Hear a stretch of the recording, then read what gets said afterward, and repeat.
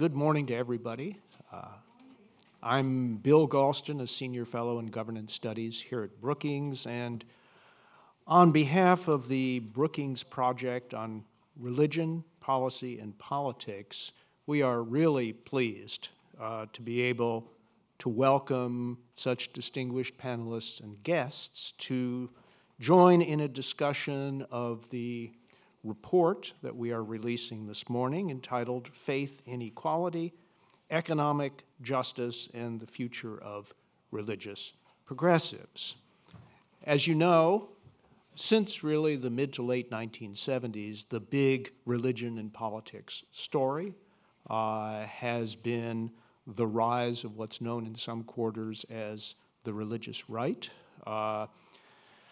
According to Bob Putnam and Dave Campbell in their landmark book, American Grace, demographically, that movement may have peaked in the mid-1990s, but politically, it is a very important presence in American culture and politics. So much so that to many of today's young adults, the phrase religious progressives may sound like an oxymoron. But as I'm sure you know, taking a longer view of American history, we can look back to the social gospel movement.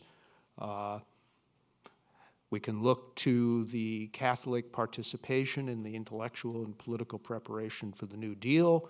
We can look at the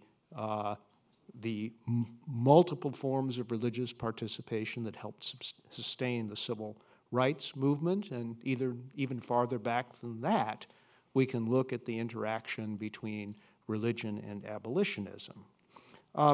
So the purpose of this report and of this morning's discussion is to explore the scope, the strength, and practical implications of what may, in history's rearview mirror 10 or 20 years from now, prove to be the beginning of a counter-mobilization of religious progressives, focused largely, though not entirely, on questions of economic justice.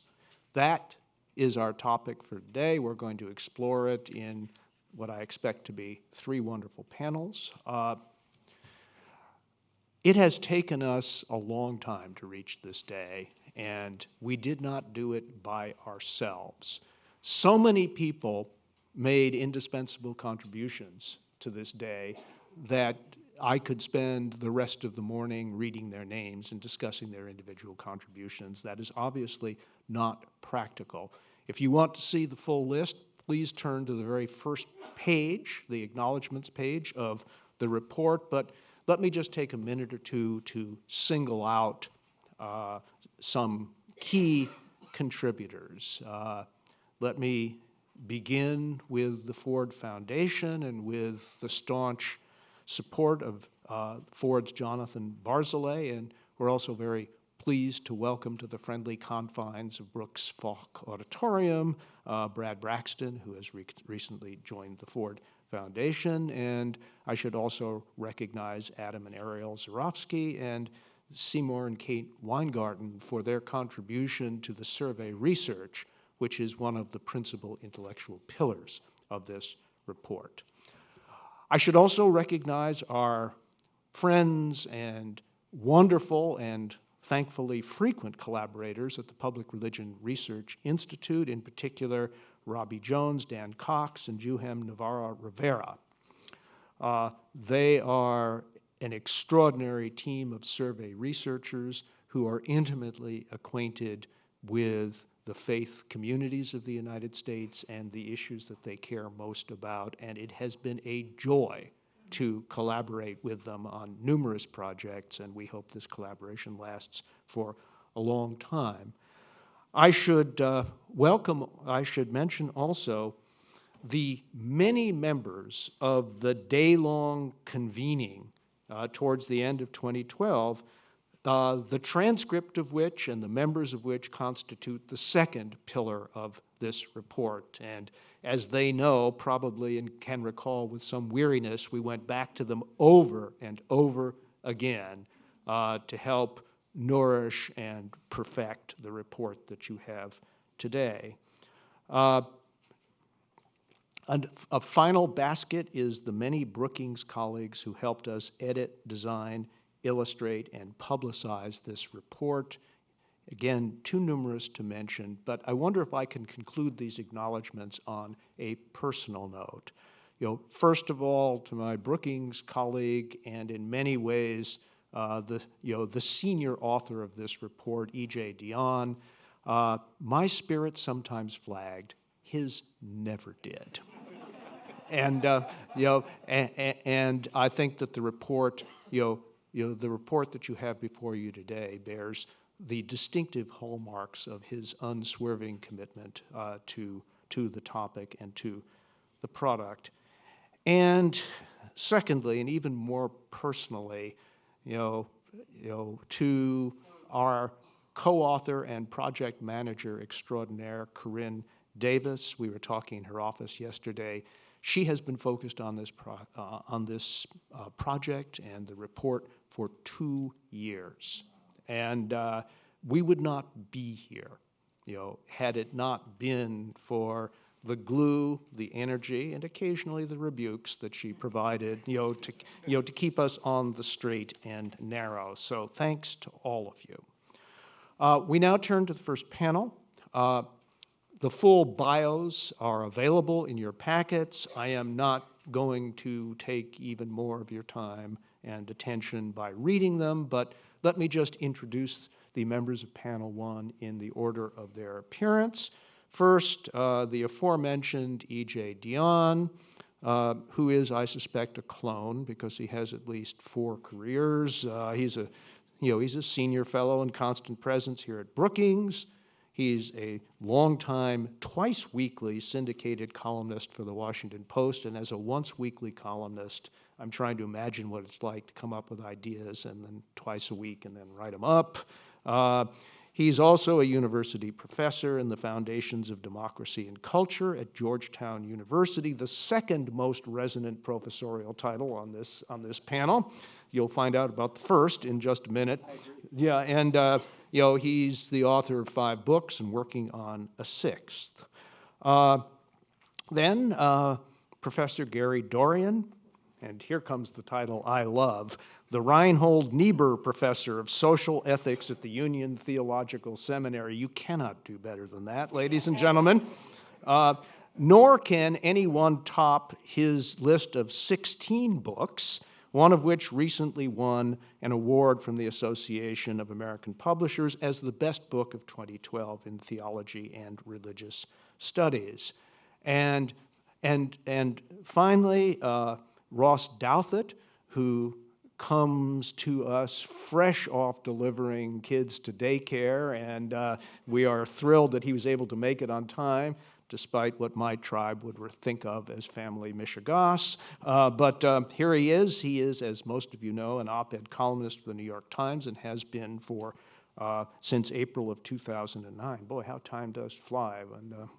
And, he is the author or co-author of 3 books, most recently and most provocatively, the book entitled Bad Religion, How We Became a Nation of Heretics. So, without further ado, E.J. Thank you so much, Bill. I just want to pick up very briefly on a few things Bill said. The first is he mentions that the term religious progressive sounds to many like an oxymoron. Paul Begala once said that it sounds like the term jumbo shrimp. But then it's worth bearing in mind that jumbo shrimp actually exist, and so do religious progressives. Secondly, Bill was so right to underscore how much we owe to so many people in this report. Hillary Clinton made famous the term, it takes a village, as in it takes a village to raise a child. In the case of this report, it took a congregation. And there were so many people who came to our original convening and allowed us to go back and back and back to them, and others who weren't part of that. And I also want to thank Jonathan Barzilay and Brad Braxton of Ford. Jonathan never asked us, when is this thing coming out? He maintained faith, and God bless you for that. I also want to add my thanks to Corinne, who took, first of all, she did make sure we got it done. And second, the beauty of this report, I love the report as a physical object, and Corinne put this together. And last, I really appreciated Bill's line on my never losing faith. What you need to know is that Bill is deeply philosophically serious, and God endowed me when necessary with an unflinching naivete, which allows me to maintain some hope in even unusual circumstances. I just want to summarize a few things from the report, and I hope most of you should have it. There's only a couple of charts I'm going to refer to in the report. It will be like chapter 1, verse 6, or this page in the Torah, or half Torah. The first point I think is very important is that religion in America has always had progressive and conservative sides, reformist and restorationist sides. But as Bill suggested, with the rise of the religious right, we have tended for a very long time to see religion as living only on the right in this country. That's not true of a lot of religious people. It has often been true in the media and in accounts of religion, but it's historically very mistaken, as Bill suggested, in talking about the abolitionist movement, the progressive movement, the civil rights movement. These are just a few examples. Some of you have heard me tell this story before, but I always love to tell the story of Mrs. O'Reilly, who has always taken to the polls by her son on Election Day. And Mrs. O'Reilly has always voted Democratic. Her son has gotten quite affluent and votes for a fair number of Republicans, but he dutifully takes his mother to the polls every year. And one day he asks her, "Mom, how are you going to vote?" And she says, as always, straight Democratic. And the son says, Mom, if Jesus came back to earth and ran as a Republican, you would vote against him. And Mrs. O'Reilly says, "Oh, hush, why should he change his party after all these years?" Now, I don't tell that story to suggest that either Jesus or the Almighty are of either political party, which I think is mistaken in many ways theologically and politically, but that should remind us that this was not an automatic association in our past, or another way to look at it is some people in our country have come to believe that Jesus has changed his political party after all these years. The second point is something very new is happening in American religious life that's very important to bear in mind. And this might in some ways seem to contradict the theme of our report, but I will argue that it doesn't, which is the rise of the religiously unaffiliated. And we talk quite a lot about the rise of the religiously unaffiliated. They are often called the nuns, which bothers me because that's spelled N-O-N-E-S, not to be confused with great people like Sister Simone. But if you look at Americans under 30 in particular, there is almost what you might think of as a Europeanization of the United States. 30 to 35%, according to our surveys with PRRI, 30 to 35% of millennials are religiously unaffiliated. That is a huge change. People will always say, well, young people tend to be less affiliated with religion than older people. That's broadly true, but this is a change across cohorts. This younger generation is more unchurched, unsynagogued, unmosqued than previous generations. And that is something that we are going to have to take into account as we talk about religion in American public life in a way we have not had to take into account before. One result of this, and this is the third point I want to make, and the one reference I'm going to make to the charts, the beautiful charts in the report, which is there is a big difference between our political parties in terms of their religious makeup, which means that the Democratic Party has a far more complicated coalition management task than the Republican Party does. That's on the one side. On the other side, the Republican Party has a bigger, longer-term problem because of where they are demographically. So I would refer you first to the chart on page 10, where you look at the religious makeup of the Obama and Romney coalitions overlaid on the religious makeup of various cohorts in the population. And as you will see, the Obama coalition is much more diverse, has a much higher proportion of religiously unaffiliated, also a much higher proportion of non-white Christians. And it is much closer to the younger cohort. It lies somewhere between the 18 to 29s and 30 to 49s. The Romney coalition is actually made up of has a religious makeup that is even more white and Christian than Americans over 65 years old. If you look at that bar, just compare the Obama and Romney bars. I think this chart, which our friend Robbie Jones created, is a very instructive chart to think about for the long term. The other set of pictures I want to refer you to is on page 28. If you look at the left side, and we can explain, or you can find online, how we came up with difference between religious and theological orientation. It was based on a series of questions in a survey. But again, here you see the diversity of the Democratic Party and the relative homogeneity of the Republican Party. 56% of Republicans, by our reckoning, are, given their views, religious conservatives. Only 13% of Democrats are religious conservatives. Both parties have a large cohort of religious moderates. 28% of Democrats, but only 5% of Republicans are religious progressives. But then there are the non-religious, 17% of Democrats and only 6% of Republicans. This has a lot of implications for our politics, and it had some important implications for our paper.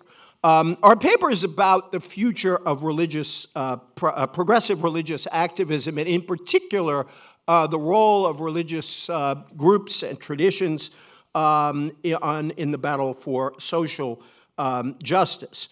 There are two presumptions in the paper. First, that religious progressivism, precisely because of its diversity, will never constitute the same cohesive and relatively homogeneous force that religious conservatism represents. But the second is that despite this growing secularization or disaffiliation, particularly among the young, a religious voice will remain essential to movements on behalf of the poor and the marginalized, and also on behalf of middle-class Americans who are under increasing pressure at a time of inequality. One of the interesting things that happened on the way to the completion of this paper is the election of Pope Francis. And I think that Pope Francis, in some ways, has given everyone a new optic, but I think he gave us a new optic. And I think there are many things we can say about Pope Francis. Ross and I could talk about him for quite some time. Ross, my friend, he's a very dear person with a good sense of humor, and he once told me, there were years I said you had to listen to Pope Benedict, so I'm now going to have to listen to you telling me that I have to listen to Pope Francis. God bless you, Ross. But I think what Pope Francis has done is not change church doctrine. He has restored a concern for social justice, for the least among us, the preferential options for the poor, back to center stage. Benedict's teachings on economics were actually quite progressive. When President Obama met with him, he was meeting with someone well to President Obama's left on economic questions. He was a kind of progressive Christian Democrat in his views.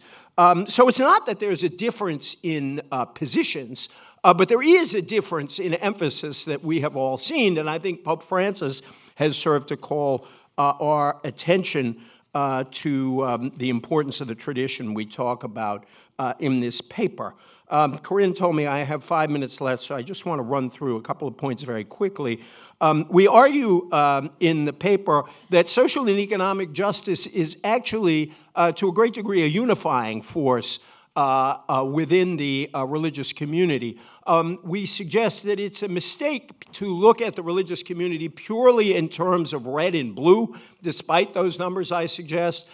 because among conservative evangelical Christians, particularly younger conservative evangelical Christians, there is an outpouring of concern for the least among us, for the poor, for the victims of AIDS in Africa.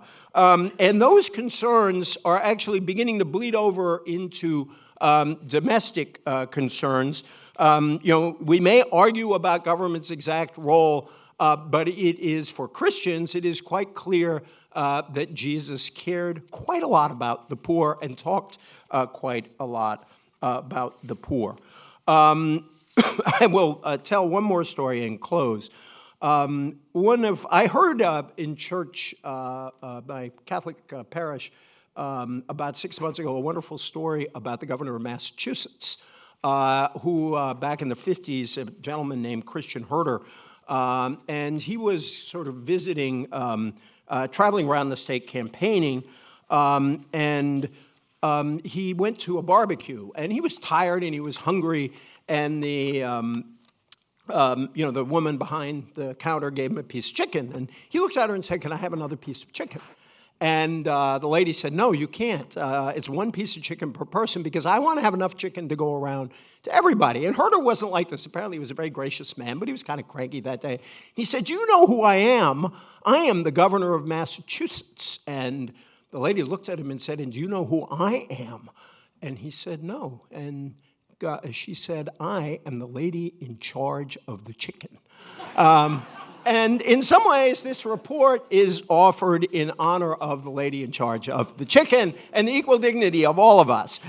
So I just want to close. I think that in many ways, for me at least, this is the most important finding of the paper, that there is a strong case to be made that the current religious social justice movement looks more like the era leading up to the period of civil rights activism than to the period that ushered in the religious right.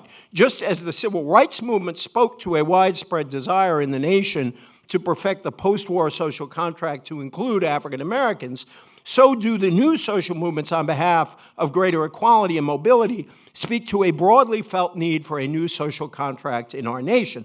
The religious right spoke to the country's worries about social change. The religious progressive movement speaks to the country's desire for economic change. In the late 20th century, family values were often invoked in opposition to what many saw and feared was a cultural revolution. In the early 21st century, family stability is most threatened by an economic revolution that has created a growing gap between the economy's productivity gains and the wage growth of most American workers. The civil rights model, I think, has broad relevance to our current moment. First, it interwove religious and civic themes. It appealed to America's civic and Republican traditions, reflected in Martin Luther King's repeated invocations of both the Scripture and the Declaration of Independence, the founders, and Abraham Lincoln. It combined a strong secular justice tradition with deep religious feeling, and especially the faith of the African American church. It was resolutely ecumenical, drawing on the theology of Reinhold Niebuhr. That's why we are so pleased to have the Niebuhr scholar here, and Abraham Heschel, as well as the reformist energies in the American Catholic community set loose by Pope John the 23rd and the Second Vatican Council. Another echo, I think, that we can hear today. Civil rights Christianity was a resolutely multiracial and hopeful creed. It was centered more on the conversion of adversaries than their defeat. It emphasized struggle, organizing, movement building, and the fierce urgency of now. And it seeded the fertile ground of a post-World War II nation that was prepared to move toward racial justice by the shared struggles of the Great Depression and the shared sacrifices that victory in war required. And I believe that economic justice may prove to be the fertile ground of this era. With this faith, Dr. King declared in 1963, we will be able to hew out of a mountain of despair, a stone of hope. With this faith, we will be able to transform the jangling discords of our nation into a beautiful symphony of brotherhood. Religious witness, as we have said throughout, has always been essential to the success of movements for justice throughout our history. While religion in the United States has always shown progressive and conservative sides and has sometimes been an uneasy combination of the two, our country's faith community have at critical moments been able to speak to the jangling discords of our nation with prophetic power. At a time of deep mistrust of politics, government, and collective action, religious Americans engaged in public life have both an opportunity and an obligation to challenge, to inspire, and to heal. Thank you very much.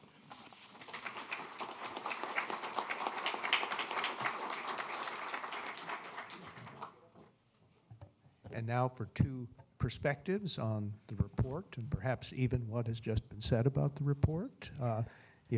Gary Dorian and Ross Douthat, in that order. Thanks, Bill. Well, good morning, friends. That was a strong dose of the spirit of this report, and I'm delighted to be here and talk about it. It's a wonderful report. It's perceptive and clear and good-spirited. I'm glad it was just confirmed that EJ is the sort of principal guiding author of it, because it is loaded with his favorite sort of go-to references and the sort of tenor of much of his work. And of course, much of that work is rooted in the social Christianity of the early 20th century, the Catholic social gospel that starts in the 1920s, what's got the Protestant social gospel behind it by a whole generation. What launched the social gospel more than anything, there were plenty of things that caused it, but more than anything else is just the sheer embarrassment of middle-class ministers being told by a rising trade union movement that it's obvious that churches just don't really care about poor and vulnerable people. And there were a lot of, enough of them anyway, white ministers who realized that it was pointless to even try to defend Christianity if the churches took an indefensible attitude about that issue. And so they're virtually embarrassed into founding what was later called the social gospel movement. They called it other things for many years, applied Christianity, often called social Christianity, and the like. And this report is straight out of those traditions of thinking and of arguing that whatever else progressive religious organizing needs to be about, and whatever else needs to go into the sort of content of the social gospel move, which is the argument that the church has a mission to transform the structures of society in the direction of social justice. Whatever else that means, it does mean we've got to be able to try to unify around common economic justice concerns. And this report is straight in that line. I am grateful for, and I commend the authors for the emphasis on community organizing that's in this document. It sometimes falls by the wayside in reports of this sort, especially if reports written, if they are written by academics or by people who are not sort of in the trenches, and yet community organizing is tremendously important. Everything actually that's going on in progressive religious organizing today goes to or has in some ways implicated in what's going on in community organizing.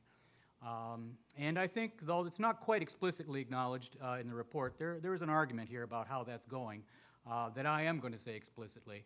Obviously, the gold standard community organizing interfaith organization for a long time has been IAF, and it still is. It does tremendous work all over the country. But there are parts of the country where it's taking on certain kind of dinosaur characteristics, and I think in places a little bit lost its way. The second major interfaith community organizing organization for some time has been Gamaliel, sometimes pronounced Gamaliel, sometimes Gamaliel. We've never really decided how you're supposed to say this, but with a black church origin in Chicago. And Gamaliel, in my experience of community organizing, does the best at drawing out community leaders from congregations, getting them to be involved in highly intentional communities where people are accountable to each other and will work for a whole year before they've even decided what it is they're going to work on. And that model has done more in terms of helping people from different kinds of congregations build bonds of trust across racial and class lines than anything else I've ever been part of. Gamaliel is it's hurting a little bit right now in various areas, but it's an enormously important organization, and it represents some of what I'm going to talk about in my third point here. The third one is the one that gets a little more play here, and I confirm what I think is implicit in the emphasis given here to PICO. And PICO is surging. It is thriving. And it's still, in terms of formal numbers, is probably number 3, but there's no question, I think, that it's the one that's coming on. And part of the reason is that, well, it's more recent in origin, so it just doesn't even have some of those dinosaur characteristics to have to deal with. But more importantly, the PICO model is a little bit alleviated from some of the problems of Alinsky-style organizing that have always gone a little bit against the grain of the very religious congregations that you're drawing leaders and people from, that, identify problems and emphasize grievances and get people in a fighting mood and be confrontational. All of that has always gone a little bit, well, more than a little, really, against who it is you're drawing from. And PICO gets all of that. And so I think has organized in a sort of different way and trying to nurture and build on shared values. It's also got a systemic analysis about economic justice and what's needed, and it's got an analysis about racial justice that isn't just mere bias, but about taking on structures of privilege. So though you don't say it quite this explicitly, the fact that you give it as much attention as you do to PICO, I think shows that you see what in fact is happening out there. And then DART would be the fourth sort of major interfaith community organizing group. And the great thing about DART, DART does a lot of things. It's based in Florida, but it goes hard after just the issue of training people to be community organizers. And then you do mention Interfaith Worker Justice, which is a different kind of organization, but which puts out just tremendous information.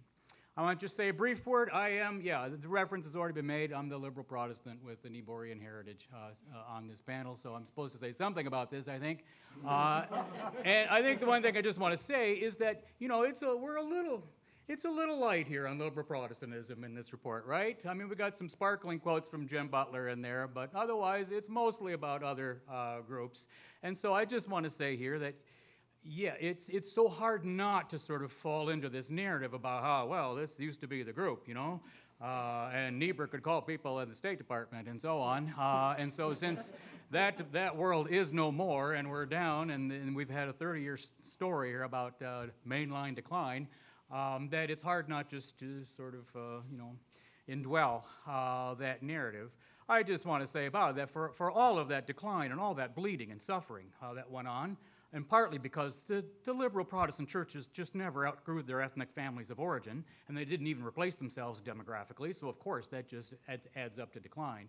Despite all that, there are 32 Protestant denominations in the National Council of Churches, and almost all of them have faith in peace and justice fellowships and jubilee ministries and so on, who are feeding that whole list of community organizations I just rattled off. That's the real sort of work, social justice work of the churches. And often it's hard to see. It's not as visible as, say, Niebuhr calling the State Department. But I'm actually far more impressed by it than by that. And there's a lot of it. Every year here, the Ecumenical Advocacy Days organization holds a big convention somewhere here in D.C. They have to find a big hotel, fill a huge auditorium, and it just fills up. Every year it's a different issue, but it fills up with all the people working in those organizations. My next to last point has to do with what isn't quite in here. I agree, I so get the emphasis on economic justice here.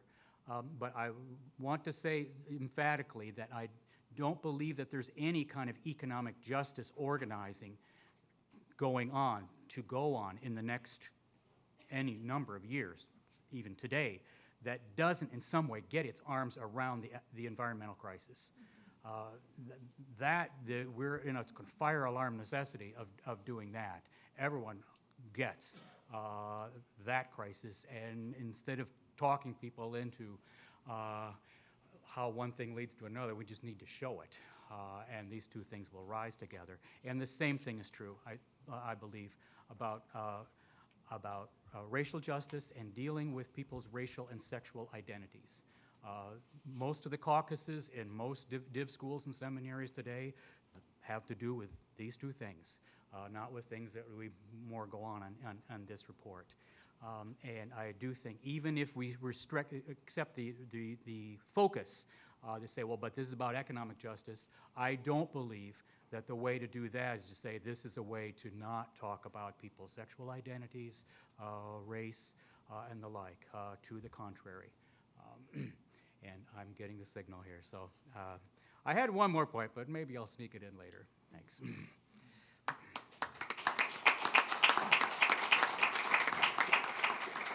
I just want to report that there were a couple of mainline people in the audience who gave silent clap signals to his call out to them. Well, thank you. It's wonderful to be here. It's a great privilege to share the panel with such distinguished figures, and it's always also a privilege to represent religious conservatism, I suppose, at a gathering devoted to religious progressivism, because I think that it hopefully lets me give a sort of an outsider's perspective that's also hopefully a kind of fraternal perspective as well. And to that end, and hopefully this will be sort of a complement to what Gary just did, talking about sort of the ground level issues, I just want to sketch out a potential sort of macro level political framework for thinking about the challenge that's discussed in this very rich report. And basically that challenge is, as the report's data about religion's role within the democratic coalition suggests, it's the challenge of how to be politically influential in a coalition where you aren't necessarily the dominant player, which is obviously a different challenge from the one that confronts religious conservatism within the Republican coalition. And I think that one potentially useful way to think about how that challenge could be met, or the context in which that challenge would be met, would be to think about three factors, right? One factor would be you would need, as a sort of basic foundation, a national political climate that is interested in the specific kind of issues that religious progressivism is inclined to orient itself around, issues in particular of economic justice. Second, you would need religious progressivism within the Democratic coalition to be working effectively to essentially pull the existing Democratic Party leftward on economic issues. And in that sense, I think religious progressivism should pretty obviously see itself as a potential counterweight to what has emerged over the last 30 to 40 years as the kind of business Wall Street wing of the Democratic Party, which didn't exist in the Mrs. O'Leary days of FDR and Catholic Democrats and so on, and is a different kind of challenge, I think, than religious progressives faced in the past. So you have that kind of dynamic within the party, and that involves essentially a kind of successful partnering in a way with sort of more secular voices that are also interested in taking the Democratic Party in some kind of more populist direction. And then finally, you need to be able to successfully build some kind of bridges to the other side, to the Republican Party, and find a way to effectively either create or search for a center to American politics that is a little bit different from the center that is created when Wall Street Democrats and Wall Street Republicans get together and sit down and agree that, what we really need is just to cut the deficit and then wash our hands and walk away. And so there, I think, and again, I think the data in this report provides grounds for thinking that that kind of slightly different center is a plausible reality in the sense that, once you actually dig into the polling numbers, you find that there is a lot of common ground on economic issues between some religious conservatives and some religious progressives and so on. And so then to sort of try and translate that kind of abstract sketch into the last 10 or 15 years of American politics, I think if you go back to the Bush era, and especially the portion of the Bush era before his presidency completely collapsed around the failed occupation of Iraq. I think what you see is the latter two elements sort of existing, that in the form of compassionate conservatism and in the form of a Republican president who was very interested, often for cynical political reasons, but in doing outreach to, moderate Catholics and sort of keeping younger evangelicals in the tent and so on, you had issue areas where there was a sort of potential common ground between religious progressives and some of the things the Bush White House and the Bush Republican Party were interested in doing, whether it was on immigration reform or AIDS in Africa, or to some extent, though obviously not to the extent that many religious progressives wanted, poverty and education spending and so on. So you had that dynamic, and then you also had, especially after the 2004 election, a sense within the Democratic coalition, and I think the report does a good job of discussing this, that there was a need to sort of get religion, right, in some sense, that there was a need to both sort of compete more for religious votes with the Republican Party, but also more generally to sort of listen to religious voices within the party in an attempt to figure out what had gone wrong.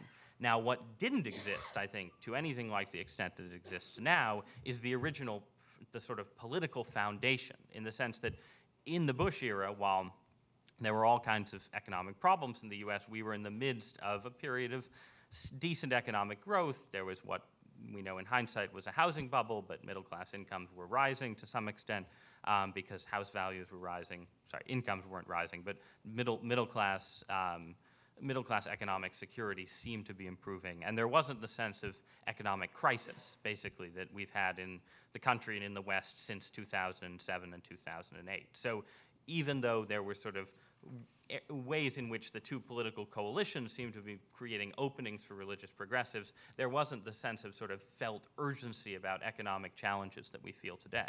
So then flash forward to the 2012 election, I think you have a sort of flip-flop where by 2012, the foundation was there. Everyone was talking about sort of economic crisis and, the problems of the poor and the problems of the working class and the challenge of unemployment and so on. But the two parties had diverged in ways that I think made it much harder for religious progressives to find a foothold, in the sense that the Republican Party, sort of reacting against the Bush era, had moved in a much more libertarian direction, the influence of the Tea Party and so on, culminating in Mitt Romney's famous 47% comment, which could be seen as the most anti-religious progressive comment uttered by a major presidential candidate in my lifetime. And by the same token, the Democratic Party, having sort of gained some religious votes successfully in 2006 and 2008, increasingly seemed to have the sense that it didn't actually need to court that demographic in order to win,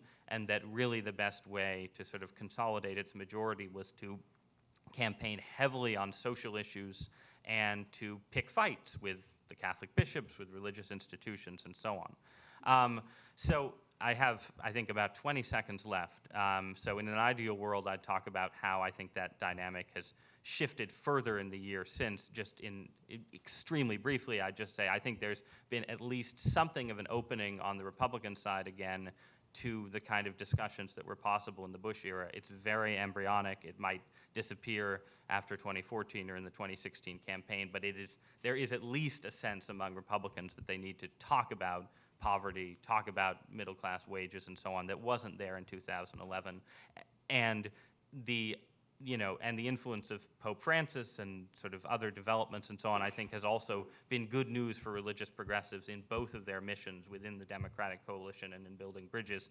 At the same time, I also think that the secularist mentality, if you will, within the Democratic coalition has, if anything, also strengthened because of debates around same-sex marriage, the continuing debates around the HHS mandate and so on, and you have an even more palpable sense, and I'm saying this as an outsider, but someone who argues frequently with liberal journalists, I think there's an even more palpable sense among younger liberals especially that they only need religious progressives and they only need religious people insofar as the religious basically just agree with them, and that religious institutions in particular, it's more important to be focused on sort of bringing them to heel in an effort to sort of fulfill the sexual revolution than it is to partner with them in terms of economic outreach. So but that's something I guess we can get into. So thank you very much. Well, thank you very much. And let me make a brief procedural comment. We are running a bit late, but I will accept that. We have about 10 minutes for crosstalk between and among the panelists, which I will try to orchestrate as best I can. After this panel concludes, and this is my second procedural point, the members of the second panel will come on stage immediately, and at the end of the second panel, the patient audience will have a chance to take some shots at the members of both panels put together, with the possible exception of Ross Douthat, who may have to leave early for personal reasons, and we're very And grateful. fear of your questions. Yeah, well, You've never shown fear, Ross. right. Okay, and in the interest of spending the next 10 minutes as wisely and efficiently as possible, I know that EJ is champing at the bit to say something about what has just been said, and after that colloquy concludes, or after I concluded, if it doesn't subside naturally, I have a question that I'd like to put to Professor Dorian, and after that we'll proceed straight to the second panel. So, EJ? Yes, thank you to both of you very, very much for really constructive and insightful comments. I just want to say a couple of things very quickly. One is we should have mentioned Gamaliel and the beauty of, or Gamaliel, which happened to employ somebody rather important in our lives called Barack Obama, with funding from the Roman Catholic Church, which is an interesting thing all by itself. The beauty of publishing things online is we can add them in, we should do that in DART as well. Second, I am happy that Gary talked about the main line, and I think it is a complicated thing to talk about. And we do talk about, I don't think we treat the main line as chopped liver in the report. We do not act as if they are unimportant in the report. And I think mainline Protestants are important both at an intellectual level, but also at an electoral level. If you look at the religious landscape, in many ways there are two big swing groups in the electorate. One are Roman Catholics and the other are mainline Protestants. Roman Catholics because they're less democratic than they once were, and mainline Protestants because they are less Republican than they once were. We have data that show in the last 4 elections, it's actually remarkable. It's almost like one of those biblical numbers. In all 3 elections, mainline Protestants gave 44% of their votes to the Democrats. The Republican number went, 55, 56, but it was 44 across the board. Once upon a time, the mainline numbers would have been much higher for the Republicans, and particularly in the Northeast, Midwest, and West Coast, mainliners are even more Democratic than that. So I do think they're very important. It is true that we do not talk much, if at all, about the environmental movement. That is obviously a very important piece of this discussion. Our report focused on economic justice principally, but it is good that Gary brought that up. And then 3 points in response to Ross. First, we do in the report talk about tensions in the Progressive Coalition between more secular people and more religious people. And one of the interesting things about our consultations is we had somewhat different views among participants over the extent to which this was a problem. Some of our participants, if you will, in the religious progressive movement, felt that the problem was exaggerated, that there were many examples all over the country on immigration in particular, but on many economic justice questions of cooperation across secular and religious lines.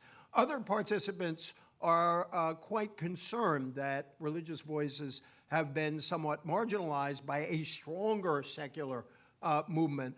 I do think there is work to do in this area. I'm not talking about academic work, which I'm always interested in, but actual political work, and if you will, work of fellowship. Because what you've had over the last 30 years is the simultaneous rise, at least until the 1990s, of a much more conservative brand of religion, parallel with the rise of a large secular movement, and that's created unusual tensions in American life.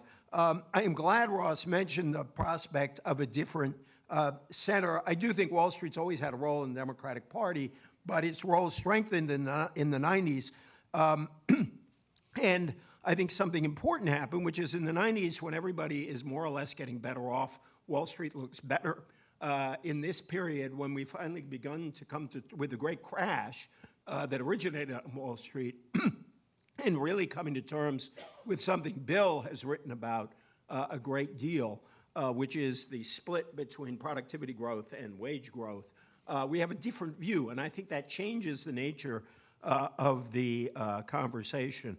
And the last thing which needs to be mentioned, and I would love Ross to talk about this, when you look at the rise of seculars, if you will, or the nuns, N-O-N-E-S, one of the factors, according to the research done by Bob Putnam and David Campbell, is that for many young Americans, religion is now associated in their heads with the right, and with particularly issues such as opposition to gay marriage, which within the younger cohort is overwhelmingly favored. And so we make a little bit of a marketer's point in passing in our report, that actually a concern for economic justice is not only, from our point, right, but could do an awful lot of good for our religious traditions, which is why, I think, or one of the reasons why, what Pope Francis is saying is having a kind of resonance among younger people that other pronouncements by religious leaders didn't have. And I'll leave it at that. Ross, do you want to reply in any way to I what? will say something hopefully very quickly that will hopefully feed into whatever you're going to ask Gary. But to EJ's last point, I think the really interesting and important question facing progressive religion in general and maybe more liberal mainline churches in particular is what you suggest a viable strategy for not only sort of political engagement, but more importantly, church building, right?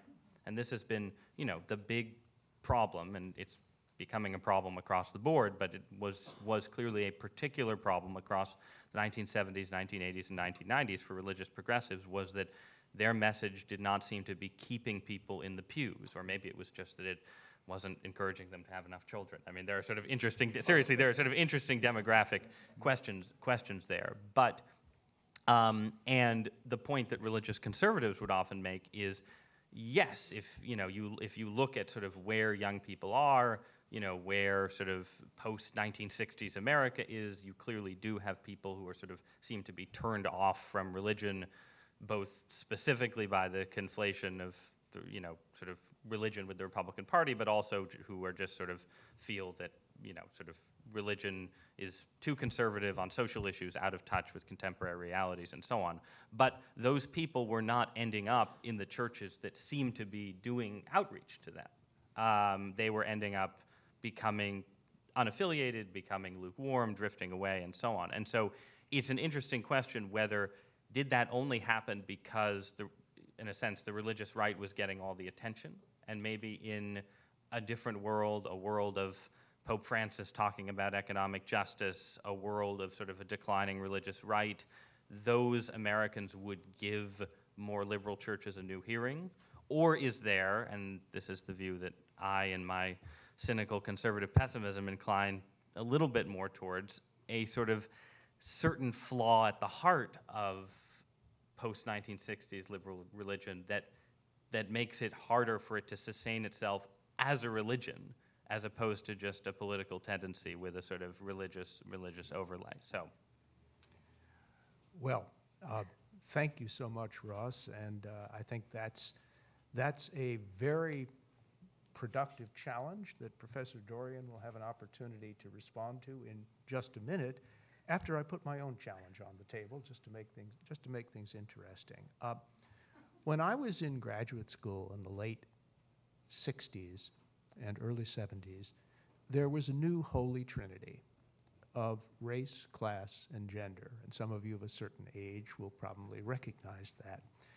And in a recent talk just last week in Chicago, I sort of issued a challenge, and I said it seemed to me that since that trinity was institutionalized in academia and in divinity schools, that race and gender had received an enormous amount of attention at every aspect of our not only academic life but political life, and the question of class had suffered neglect in the process, and that one of the most dramatic features of the current moment is, so to speak, the return of the repressed.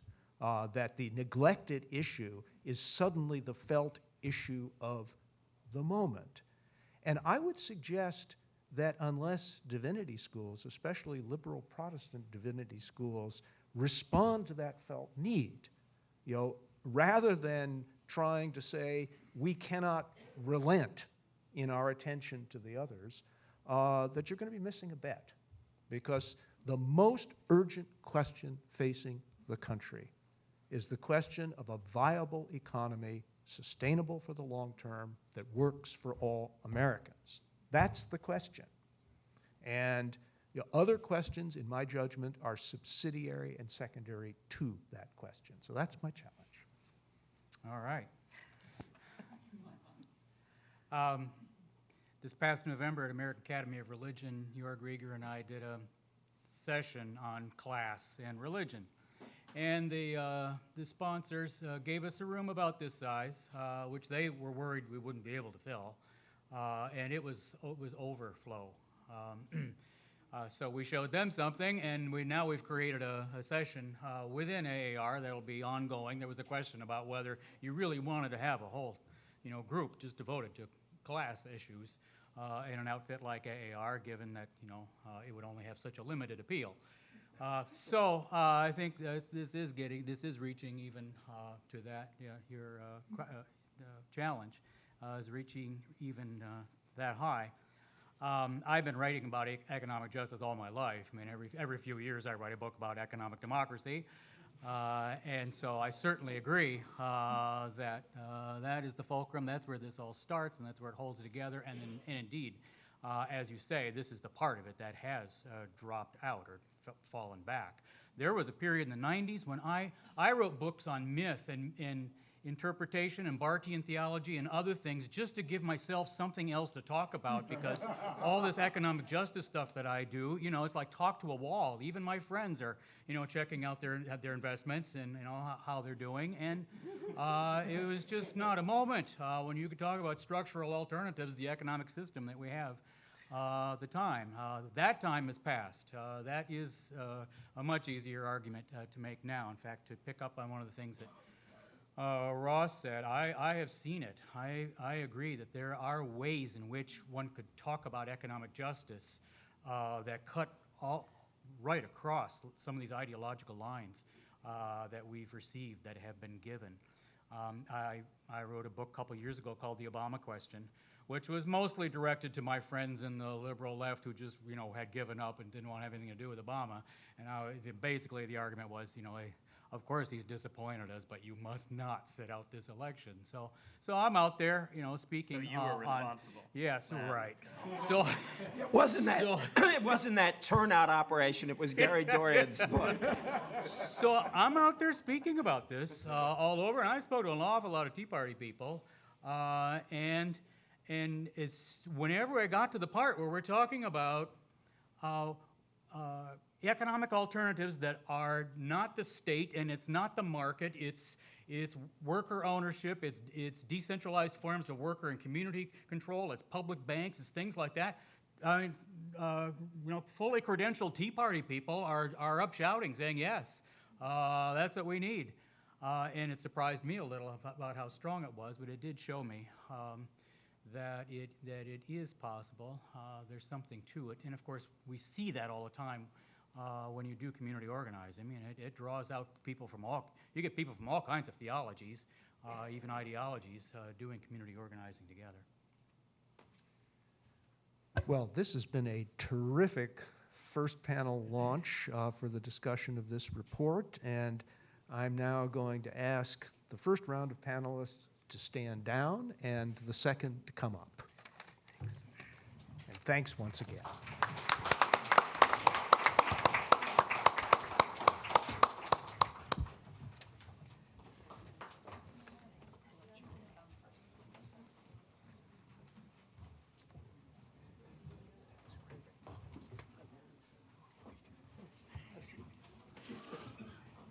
That's it.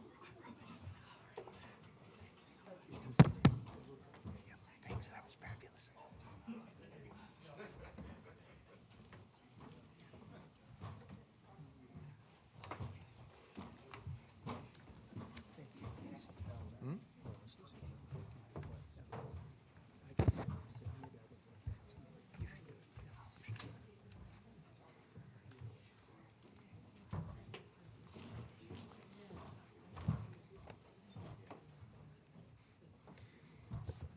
Well, as you can see, this is an event with a lot of moving parts. So let me move quickly to and through the introductions. You have full bios in your packets, but in order of their initial remarks, we have Dorian Warren, who's an associate professor in the Department of Political Science at Columbia University. He specializes in the study of inequality in American politics. He has been the holder of numerous research fellowships, and he has worked with a long list of national and local organizations involved in civil rights and labor organizing. So, welcome. Second, Michael Ware, an extraordinary young man. He directed faith outreach for President Obama's 2012 re-election campaign, and he served in the White House faith-based initiative during President Obama's first term, led evangelical outreach, helped manage the White House's engagement on religion and values issues. I suspect he was one of the youngest staffers ever to hold, such important positions. To his right or stage left, depending on your optic, the Reverend Gabriel Salguero, who's the president of the National Latino Evangelical Coalition. And if you know anything about this world and that coalition, you'll know what kind of powerhouse it's become, and what kind of influence and leadership our panelist has provided to it, and we are very grateful as well for his tough and insightful remarks during our convening. He among his other achievements, he founded Nuestro Futuro, a Latino youth-targeted voter mobilization campaign, which has been working in a number of states. And finally, someone I suspect who's very well known to most, if not all people in the room, Reverend Jennifer Butler, who is the founding CEO of Faith and Public Life. She's an author. She wrote Born Again, The Christian Right Globalized. She's a graduate of Princeton Theological Seminary. She's also studied public policy and community organizing and graduated with a master's in social work from Rutgers University. So this is a talented and diverse panel, and we look forward to their remarks and conversation. Dorian? Great. So thanks to EJ and Bill and Corinne and everyone who invited me and who wrote this fantastic report. I think it's really wonderful, and I just have a few reflections on it, although, as I was telling Professor Dorian, he stole my thunder a little because most of what I wanted to say you've already said, so it'll bear repeating. I think this report comes at the right time in a moment of high levels of inequality. As we learned last week from a recent political science study, the fact that we live in an oligarchy, and the decline of both unions and religious institutions, insofar as especially progressive religious institutions and unions were two of the few institutions poor and working class Americans could access and turn to for politics and political engagement.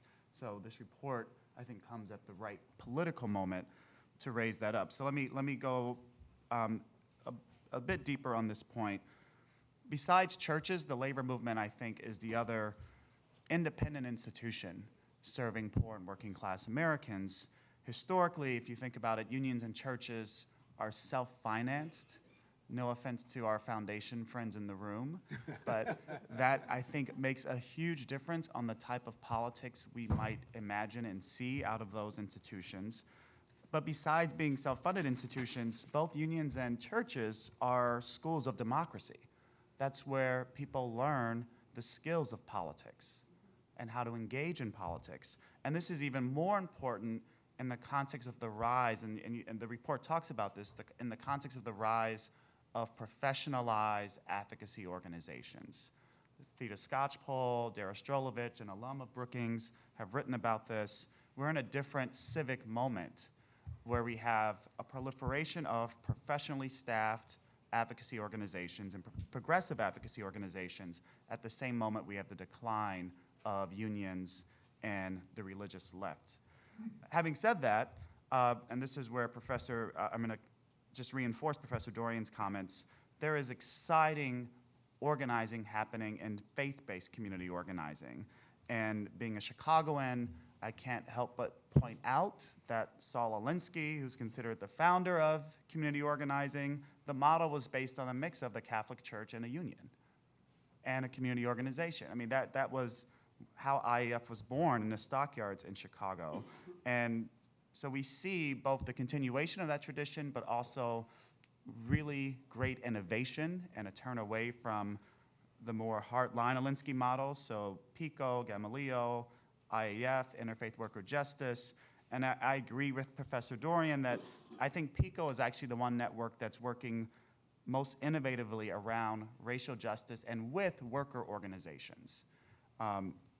I might also add there's been the rise of something called the Worker Center movement in the last 15, 20 years. These are organizations of low-wage workers, primarily of immigrant workers, outside of unions. In 1992, based on a study by Janice Fine, there were only 5 of these organizations. Today, there are over 300. And these organizations of low-wage workers who fight for their rights on the job, who fight for back pay against something called wage theft, which is a growing epidemic of employers not paying their workers what they have earned. And the vast majority, I want to suggest, of these worker centers are tied very closely to churches and have a faith-based connection. So in terms of community organizing, I think there's exciting innovation happening today. The third point I wanted to make was about the Black church, and I think the report does a wonderful job of pointing out what we might say are the contradictions of the Black church. I'm not sure how else to say it, in the sense of having progressive and conservative sides in the same institution. So if you look at the data in the report, you'll see that especially among Black voters, they're theologically much more conservative than other Americans, but politically progressive, much more progressive. And so it's interesting to me how both racial and economic justice for Black churchgoers almost always trumps social issues. Almost always trumps social issues. And I think there have been some studies of this, but I think we can dive deeper into this. This is a point you were just making about the Holy Trinity.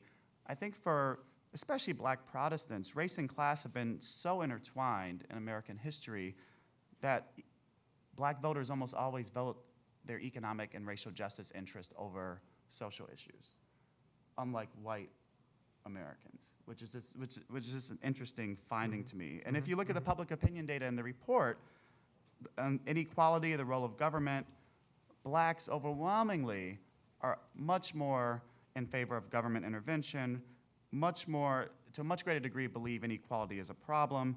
I do want to lift up something, again, Professor Dorian mentioned. There is this nagging issue within the Black church around sexuality and sexual identity. And especially if we were to go back 20 years and look at the Black church response to HIV and AIDS crisis, there's still a lot of work to be done within Black churches on the issue of sexual identity, even if they're very, very progressive in terms of economic justice.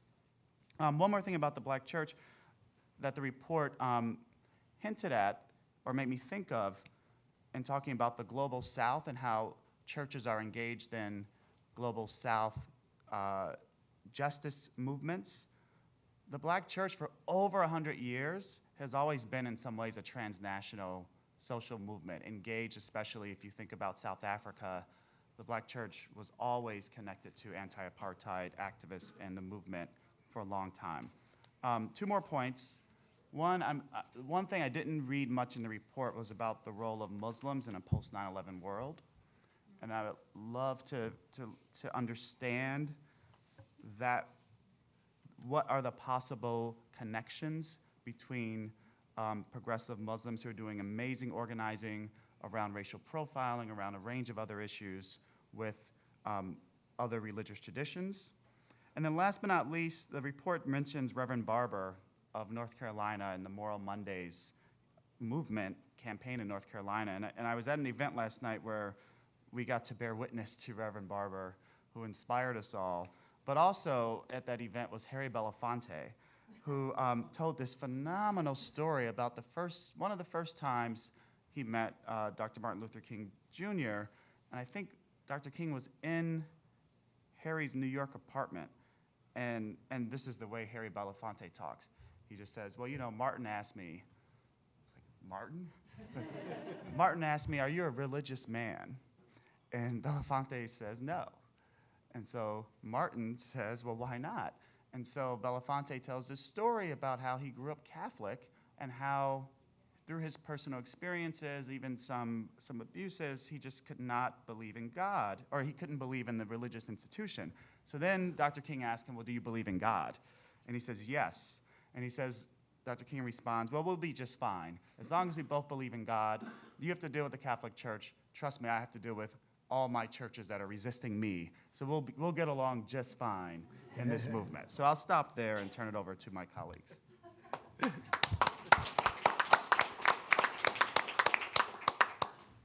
Well, first to EJ and Bill, just thank you for your continued leadership on this important, essential intersection of faith and public life.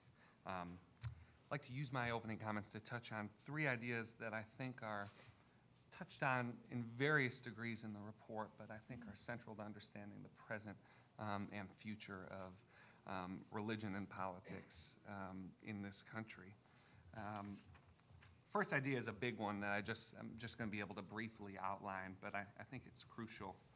And I'll call it today a distorted view of holiness. In part in reaction to the religious right, and I think EJ was right, it's somewhat an ironic point of history that the modern religious progressive movement, which actually the issues of economic justice have much greater, deeper roots of religious tradition. The modern movement that we're talking about today is largely in reaction to and in response to the religious right, which is important to keep in mind. Both the institutions that have been set up, but also just sort of the tone and tenor of how religious progressives engage in politics. But in part in reaction to the religious right, the fact that religious progressives just don't want to be like them, and what kind of happened to the moral majority and that kind of thing. In part because of certain aspects of progressive religious culture. And finally, because I think of this anti-institutional, individualistic moment we're in right now. I think that some efforts of progressive religious political engagement end up in this place of making bold declarations and moral pronouncements without a real engagement in the political process. The primary failure of the religious right was not simply that they had too much of a presence in politics. It was that they ceded aspects of their agenda to a partisan party, to the Republican Party.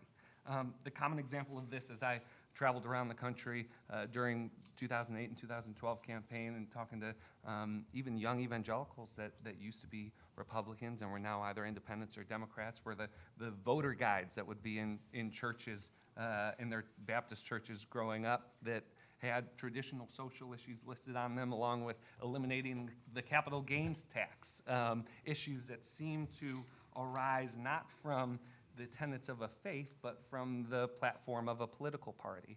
And that sort of points to all sorts of notions of hypocrisy and sort of a Trojan horse sort of element of how religion intersects in the public sphere. But this ceding of one's agenda is different than a wise and faithful stewardship of power and influence in the political process. The distortion of holiness that we see, not just in politics, but in other areas of life, I think like family, and relationships and religious life itself is this idea that institutional commitments that put us into contact with imperfections, failures, and weakness, into situations in which the outcome is not completely up to us, in which the credit does not completely come to the participants in that political activism, are inherent forfeitures of our personal ideological or spiritual purity. There is great value in the prophetic, and there's a great tradition of prophetic speaking in the religious progressive movement, but it is much less valuable when it is detached from a commitment to institutions and the political process. The progressive religious movement must be able to advance both a firm conviction of the ideal while also participating in the complex, multipolar muck of politics. It is a common religious saying, one that appears in this report, that we are to be in this world, not of it.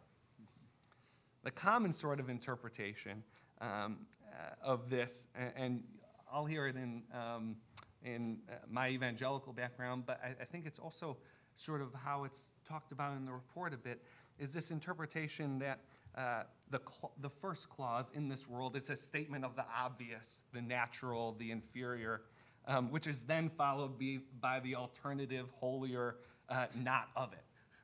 But this is not the way that religious people and that social teaching teaches us to look at our faith. The most appropriate use of this phrase is not to position the two clauses as opposing one another, but as mutually essential aspects of a faithful presence in the world. We are to be in the world and not of it. Quickly, John 3:16 does not say that God so loved the world that he created it, or that he created heaven, and it says that God so loved the world that he sent his son into it to live in it fully, to deal with our mess. The idea of incarnation is relevant and helpful here. Faith does not drive us to avoid darkness, but to confront it. And faith does not excuse us from participation in the difficult processes of citizenship. It, in fact, calls us to a higher exercise of our duties as citizens.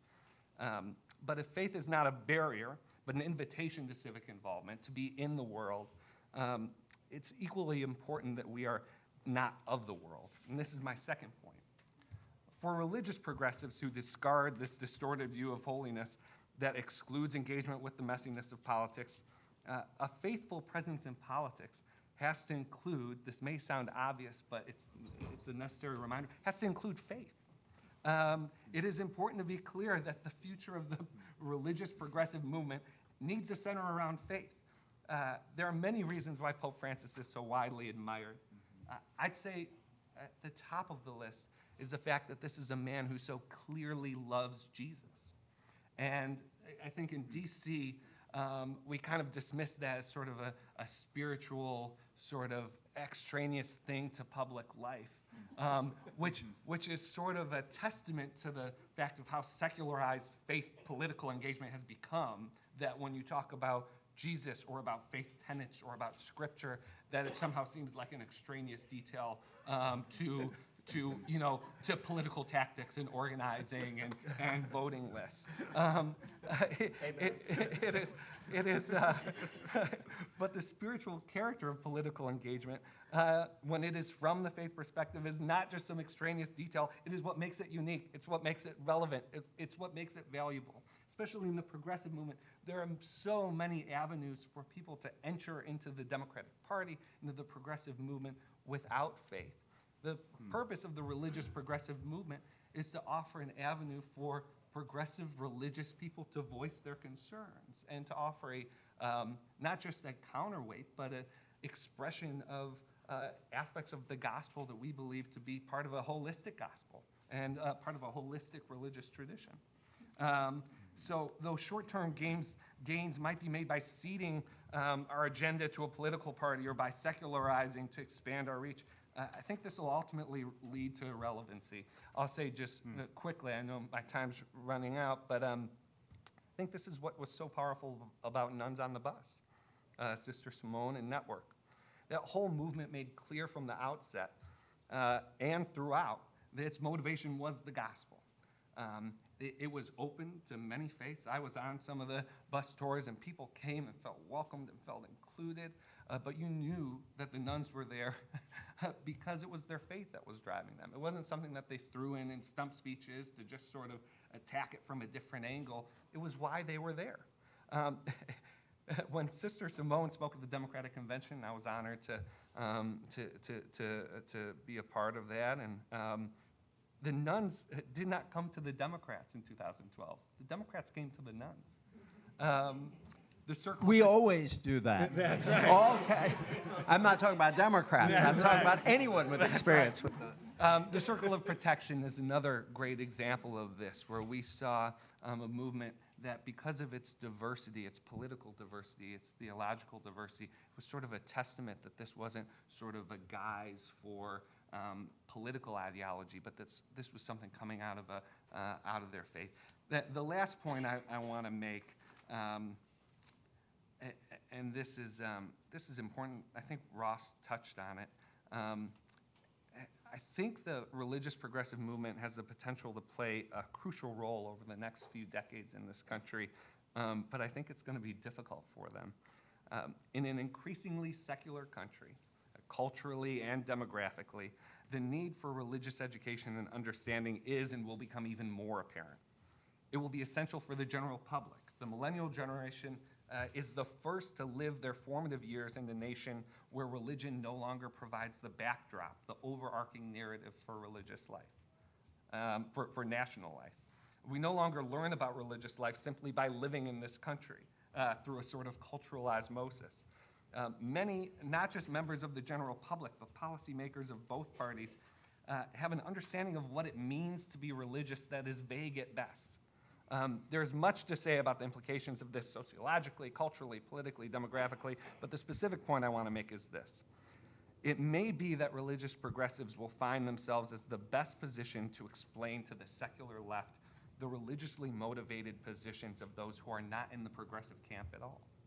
And after decades of fighting for a place at the table from a religious right that had monopolized the question of what religious political engagement looks like, it might fall on religious progressives to once again seek the peace of the nation, as we're told to do in the book of Jeremiah, and help to answer what I think is a crucial question for us in this new century, which is, how do we live together in this increasingly diverse, pluralistic society? How do we live together despite and amidst our differences? I'm hopeful that religious progressives, with great discernment and humility, will be able to help our nation answer this question, serving in this world in a way that is not of it. Thank you.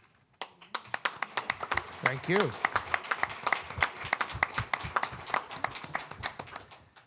Thank you, Michael and Dorian, and I want to thank also EJ and Bill and Ross and Corinne, who was having a baby in the middle of this report. And you do two great. She was solving that demographic problem that someone referred to earlier. So it's not lost on But me. not the religious problem. The great sacrifice and I know how EJ can insert new text at any time in the process. So I'm grateful for your flexibility. So I come to this conversation. I was there the night Sister Simone spoke at the DNC. I actually did the opening invocation. I think it was the first time a Latino evangelical did it. And to paraphrase Michael, the Latino evangelicals didn't come to the Democratic Party. The Democratic Party came to us. I studied at Union, but I'm an evangelical. I'm a Nazarene pastor. My father's a Pentecostal bishop. I'm not confused, I'm just integrated.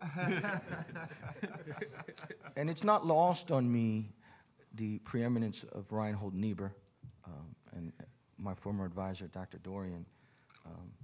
But what's interesting for me is that many years ago, Niebuhr was on the cover of Time. Yeah. Last year, a Hispanic evangelical pastor was on the cover of Time. And the title of that Time magazine was The Latino Reformation, and talking about the growth of Hispanic evangelicals in particular and Hispanic Christianity in general in the United States. According to Robbie Jones and others at PRRI, Hispanic evangelicals are about 13 to 15% of the Latino demographic in the United States, 13 to 15% of the 50 million Hispanics in the United States. That puts us somewhat over 7 million or around that, if you count Puerto Rico, which is another discussion. So the rise of Hispanic evangelicals provide a case study for, I think, what Michael has said and some others have said, and also Ross in the first panel, about the dialectic, how we engage, right? The word oxymoron has been used a lot, progressive, religious and progressive. Well, Hispanic evangelical often sounds oxymoronic because when I go to certain places and I say I'm Latino, they say, oh, you must be a Democrat. 71% of Hispanics voted for Obama in 2012. When I say I'm evangelical, they say, oh, you must be a Republican. So they don't really know what to do with me, which is good. We're part of the new social movement, and we, like analogous to the black church, we are theologically conservative, generally speaking, but we have a real passion for economic issues. The last 4 elections, Bush carried the Hispanic evangelical vote by a slim majority, and then Obama carried the Hispanic evangelical vote by a slim majority. CNN once quoted me as saying Hispanic evangelicals are the quintessential swing voters. And the question, I think, for us as Hispanic evangelicals, particularly around the economic justice issue, is what priorities will we vote on? Will Latino, Latina evangelicals vote on the social issues, classic evangelical issues, white evangelical issues, or will we vote on the economic issues and race issues and housing and immigration? One of the reasons I think we're being brought to the table is because Hispanic evangelicals have provided a new accent, pun intended, to the political priorities of evangelicals, right? So immigration and economics, living wage or salarios justos, right? It is not uncommon for me to be at a National Association of Evangelical board meeting on Monday and then working with, the United Farm Workers on Wednesday. And at both places, I think I'm saying the same thing, that immigration reform is an economic issue that has serious implications for the country, not just Hispanic, Asian, and STEM immigrants, but everybody. That living wage is an issue. I too, and NALEC, the organization that I have the privilege of serving, is part of the circle of protection. And one of the things that we talked about were not just domestic budgets, but what that means in Africa, when we visited Malawi and Zambia and Zambia with some African-American sisters and brothers, but also Latin America, like Peru and Honduras, where stunting and cut to USAID has serious deleterious effects with churches we have planted in Latin America. So that brings another thing. In the Affordable Care Act, Hispanic evangelicals were one of the few evangelical groups that publicly said we think the Affordable Care Act is an issue of life and economic opportunity, and that there were 10.4 million Hispanics uninsured or underinsured is an economic nightmare and crisis. And we took some heat from our sisters and brothers. In the issues of mass incarceration, Hispanic evangelicals are not far from Michelle Alexander's masterful opus on what that means and the deleterious impacts it has in our communities, particularly economic and upward social mobility. So the first thing I want to say is that Latina evangelicals and Hispanic evangelicals, we bring a different access to the evangelical movement that can create bridges with unusual partners in issues of economic empowerment and economic liberation, to use a union term. The second thing is echoing what Michael said. We are very concerned with this, of this world, but not of it. He says and, I say but. The problem is that the Greek kai can be interpreted either way. It's very important, not just from our biblical hermeneutic, but also from our experience in Latin America and our high level of suspicion of co-opting of religious groups for nefarious and deleterious effects by strongmen caudillos and things like that. So we come from our historical experience with a very high suspicion of what faith and government can do together when it advocates a thing. Simultaneously, we're very well aware that it's the faith movements that have created Great Liberation, Oscar Romero, and other things like that. So it's a very complicated dialectic that we bring, that it's not either or. So one of the things that I've been really working on is, you read it in the report, the quote, which is, what happens when this new partner, Hispanic evangelicals, comes to the table? And I've heard a lot. I've worked with PICO. I know Michael Ray Matthews and Gordon, and we've worked with that. And they do a lot of outreach to Hispanic evangelicals in Florida, a lot. They meet in Pentecostal Hispanic churches, particular in Orlando, Miami, Tampa, and they reach out to us. This is the Hispanic church, like the black church, is the meeting place, right? But this new partner, we didn't learn community organizing from Saul Alinsky. We probably know more about Dr. Martin Luther King Jr. and A. Philip Randolph than we ever know about Saul Alinsky or Acorn. That's just not in our universe. Not that it's a bad thing. It's just no es nuestra lengua. Nosotros no dialogamos en esa forma. It's not our language. We don't dialogue. It's a different universe. So how do you then engage people? I think that first is what PICO is doing, I think, is a great contribution, is they're organizing around the way we organize, right? The Hispanic Evangelical Church learned a lot from the Civil Rights Movement, but our other mentor in public engagement is the Christian right, is Jerry Falwell, and he's right. That's where they learned how to engage, particular media, Christian media, Christian radio, TBN, CBN. I'm sure you all watch those stations here. It's top channel here at the Brookings Institution, right? Right. So it's this mixed legacy of public engagement, right? And progressives are about 20 to 30 years behind in engaging Latinos. James Dobson has had his program translated in Spanish for over 25 years.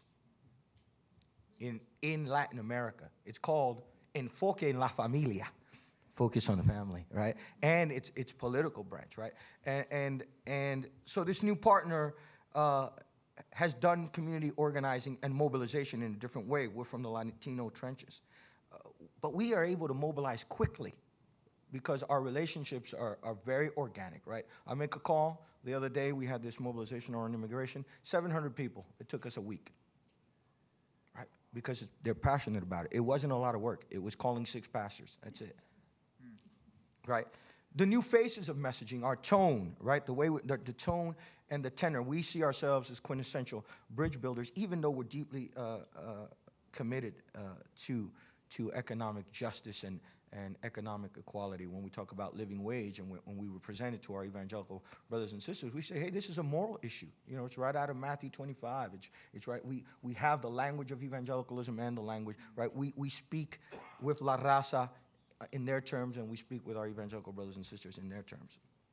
The last thing I want to say is deeply autobiographical, why I came to this work, and it's I think, anecdotal for most of our work. I know Niebuhr. I studied Niebuhr with James Cohen at the Union Theological Seminary. I did seminary work at Princeton Theological, my master's work at Princeton Theological. I know Abraham Kuyper, and I know all this language, right? But the truth is that for Hispanic evangelicals, we probably do more around teen challenge, around drug rehab, around social transformation, right? Because although I went to all these great schools, my father was a homeless man who was a heroin junkie, who had a radical conversion experience.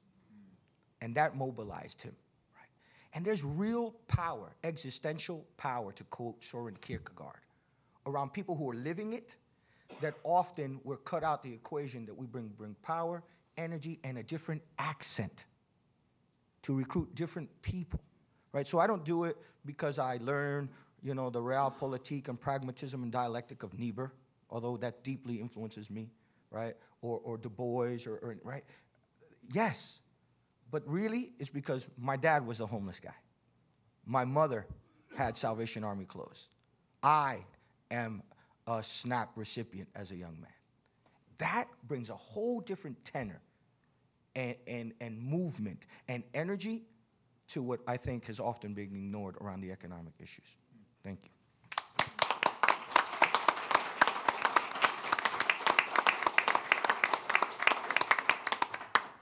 Awesome. Well, thank you, Brookings. I just am so excited about this report and the panelists. I have so much to say, so I'm going to have to talk fast. I hope you had a lot of coffee because I don't want to run out of time. But I have so much hope, in terms of the future of what the progressive religious movement can bring to conversations about economic inequality. And I have no doubt that we're going to be playing a strong role there. I want to start first with the observation that Americans have strong moral and even religious assumptions underlying their economic worldview. Yet most people seldom think of economic policy debates in ethical or moral terms.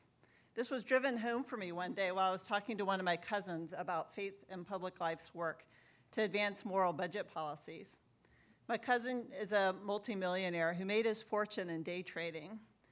An intellectually curious man, he stopped me right at the words moral budget. Whoa, what did you just say? He demanded. What's that, a moral budget? He'd never heard those two words together. Can budgets or economies have morals? As a Protestant, inspired by what Pope Francis is reminding us of every day, I believe the economy exists for a human purpose.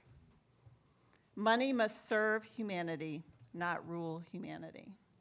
When an economic system lacks a moral framework, it makes profit alone a false god that can crush families, degrade the environment, and leave the most vulnerable behind.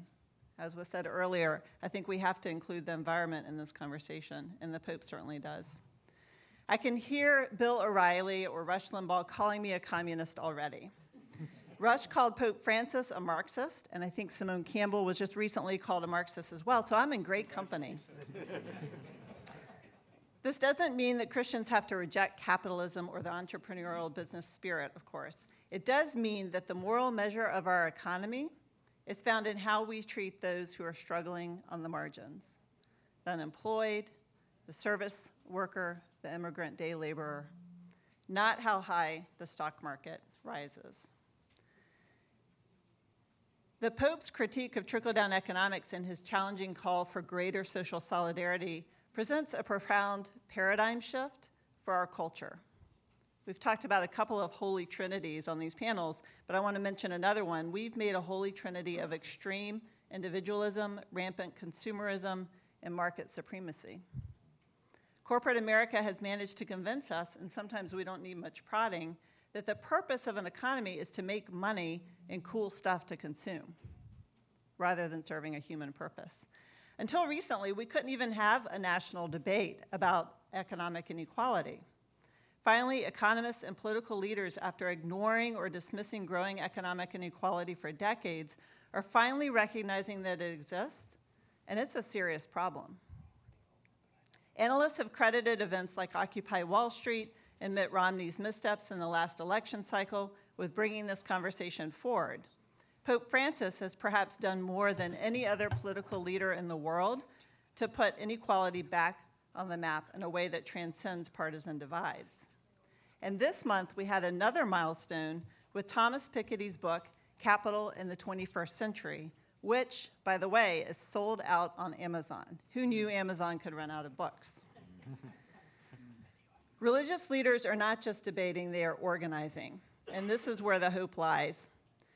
During Occupy Wall Street, the image of religious leaders marching through lower Manhattan carrying a 5-foot replica of the golden calf became one of the iconic images of Occupy. And that was a largely mainline Protestant coalition of religious leaders, and it got covered worldwide. Catholic theologians and nuns have consistently challenged Paul Ryan's draconian budget proposals. And as my colleague Dorian Warren was mentioning, Reverend Barber of the North Carolina NAACP recently drew tens of thousands of people to the state capitol for an interracial rally to protest that state's regressive policies. Moral Mondays is a movement to be watched. And if you haven't caught up on that, Google it and watch those speeches. And Reverend Barber is unabashedly religious, reclaiming the Bible and its authority and the Constitution, and inspiring tens of thousands in a grassroots movement in North Carolina. But not only that, that movement has spread and it is beginning to develop in at least 12 other states as we speak. These efforts are striking for their ability to cross ideological, generational, and racial divides. Catholic and evangelicals who have shared common ground on social issues have also joined together in the fight for immigration reform and to protest social safety net cuts. Cooperative Baptists and Black Baptists are joined in an alliance to oppose predatory lending. White and Black evangelicals are teaming up on bipartisan prison reform efforts. Nuns on the Bus forged alliances that crossed religious secular divides and that drew in millennials who had disillusioned with the institutional church. And Sister Simone's celebrity appearances on the Colbert Report didn't hurt either. The challenge for faith leaders in moving ahead is to speak more boldly about the structural causes of economic inequality. Religious leaders and institutions have done a great job standing up to protect the social safety net, but we need a sharper economic justice critique that gets at the underlying false moral assumptions that give legitimacy to a broken economic system. The Pope's exhortation that our economy must serve a human purpose is a great place to start. We might first start by joining in on the debate that Thomas Piketty has started, the book I mentioned earlier that's sold out on Amazon. We can suggest that he has suggested that Americans are intoxicated by a meritocratic extremism, the impulse to pick winners and reward them enormously. Americans have been led to believe, in other words, that those who attract money must be the best. They must deserve it. And so, of course, the converse of this is that if you're poor, you deserve to be poor. Piketty's book exposes the fallacy of this on an economic level. The numbers are damning, but the moral argument is even more so. Our religious traditions teach us that human dignity and security should be the baseline, not something to earn. They teach us that putting human beings first and capital gains second is critical. I do see tremendous opportunity for common ground when it comes to building a moral economy movement. Conservatives often have focused too narrowly on the role of family breakdown as the cause of poverty, and they ignore structural justice. But liberals largely make the structural argument and don't pay enough attention to family culture and strengthening the bonds of civil society.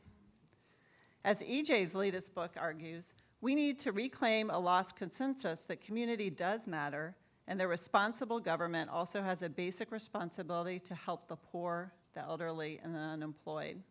It's time to build bridges and reject false choices. For starters, I can see an interfaith coalition that includes evangelicals and Catholics working together to help moms and dads get paid sick days in order to stay at home with family members who are ill. Do you know that half the workers in this country do not have paid sick days? And there are movements afoot in many, many states around this country. We must do more to protect the vital work of also faith-based community organizing, which Gary and others have spoken eloquently to. It's important that we understand that that organizing, which has been funded by the Catholic Church, by the Catholic Campaign for Human Development throughout the years, has been under attack from the Catholic right. It's important that progressives rally around and support that work, and that's also mentioned in this report. Finally, I hope that secular liberals and progressive organizations who care about issues of economic justice remember that religious leaders and faith communities have always been integral to securing progressive social change. The religious right has been bad for the brand of Christianity, but they do not speak for most Christians. And conversely, I trust that all faith communities will take structural economic change head on. As the Pope stated recently in his apostolic exhortation on communal commitment, this is essential for humanity's very survival, and it's also essential for our spiritual well-being. Thank you.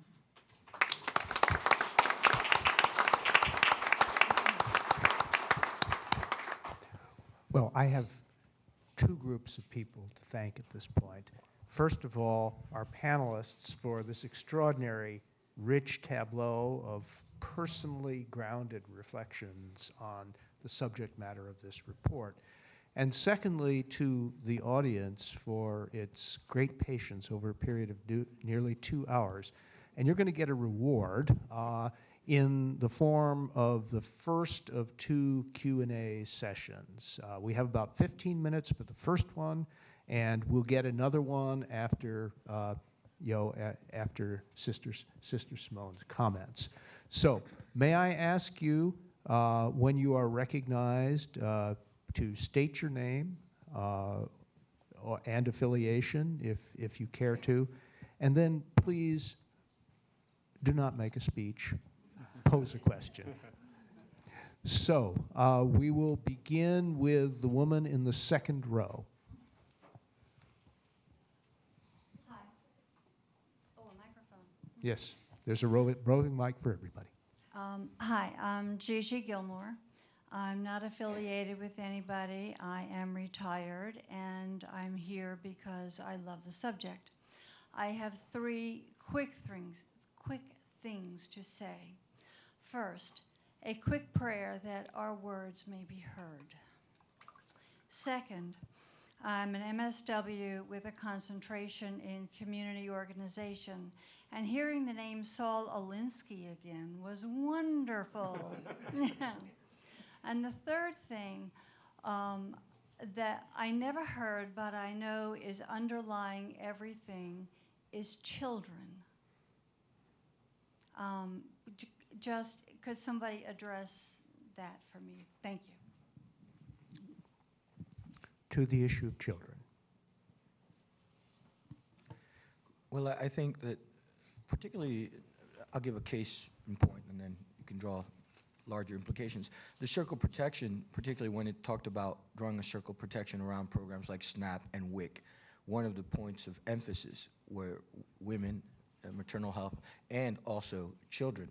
I think on the immigration reform issue, it's how many children are being separated from their parents, that the most vulnerable, to quote Jesus of Nazareth, the least of these, is often women and children. So I think that you're absolutely right to point to that, and most campaigns underline that. Could I just say quickly, Bob Putnam's new book that people are waiting for is called Our Kids. And he focuses entirely, the book is about this intersection that Jen raised and that we talk about in the report, where if you care about inequality and injustice, you've got to care about the state of American families. But if you care about the state of American families, you've got to care about inequality and injustice. And the way I see it, we could have a very productive conversation that would crisscross some of the left-right lines that said it really does matter to kids that they have, if at all possible, 2 parents, but also that we do things for single parents. It matters, the state of the family matters, but we also have to accept that economic trouble, the lack of paid sick leave and family leave, is also a great burden on families. So we can have a good conversation across left-right lines, or we can have one that just breaks down into a culture war argument where all of the burden for poverty is placed on whatever parents did wrong, which actually is not an argument about kids at all. It's just an argument about people trying to figure out who to condemn for the problem. So I think your question is a really good one. Yeah. Okay, there's a woman in beige on the 4th row. Good morning. Thank you for your comments. My name is June O'Connell. I'm also unaffiliated. Mr. Dion, I think a clarification when you talk about the nuns, it's my recollection that they were God-believing, but they were not necessarily associated with any particular, but that's not my question. So you can go either way on it. Just real quick, some believe, some don't. We have some numbers in the report. Right, but it didn't, the suggestion that the nuns were, many of them believed in a God, but they weren't associated with a particular church or religion. My question to the panel and also the gentleman from the former panel is the role of leadership in endorsing candidates and in elections as opposed to issues. And as an example, the gentleman mentioned that, you know, he could bring out 700 people to a demonstration related to, say, minimum wage or immigration. But would you be similarly inclined, if you were in North Carolina or in Virginia, to bring out 700 people to a Terry McAuliffe versus Cuccinelli to vote for, I guess it is, the actual endorsement of candidates? Because you can espouse issues, but as we have learned, if those people endorsing those issues aren't elected at the local and state level, then there's a real lack of fulfillment of that agenda. So my question is the role of leadership in bringing people to the polls at the local and state level. Before the panel gets to that, I wonder if the microphone could be passed to the gentleman to your right, and he will pose a question, and then the panelists will address both of them simultaneously. Thank you very much. I am Dr. Nisar Chaudhry with Pakistan American League. It was a great benefit to listen to such distinguished, thoughtful panelists. My question is related to the master creator who also has natural laws, and a man, his creation has man-made laws. While making laws, are the natural laws or God-made laws irrelevant, or if they have any relevance? Is there ever a conflict while making laws between the natural laws and the man-made laws? And if there's a conflict, who makes the compromise? Somebody has said that if there was no God, I should have created one, because it only helps. Even in adverse conditions, it gives you hope. And the last thing is that I think that is a question, more of it. I appreciate this. So If I get an politics, answer. theology, take your choice.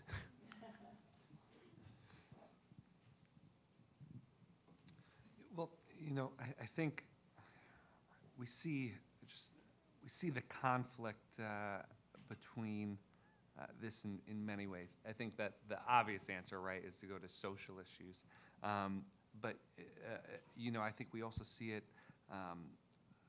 with critiques of the role of government in serving the poor, and sort of the idea that conservatives often find themselves in the way of opposing an imposition of natural law or religious tenets on government. They say the common refrain is that it's almost immoral to impose religious giving as opposed to letting people give freely, and that charity should be at the heart of how we take care of the poor, as opposed to an expansive big government.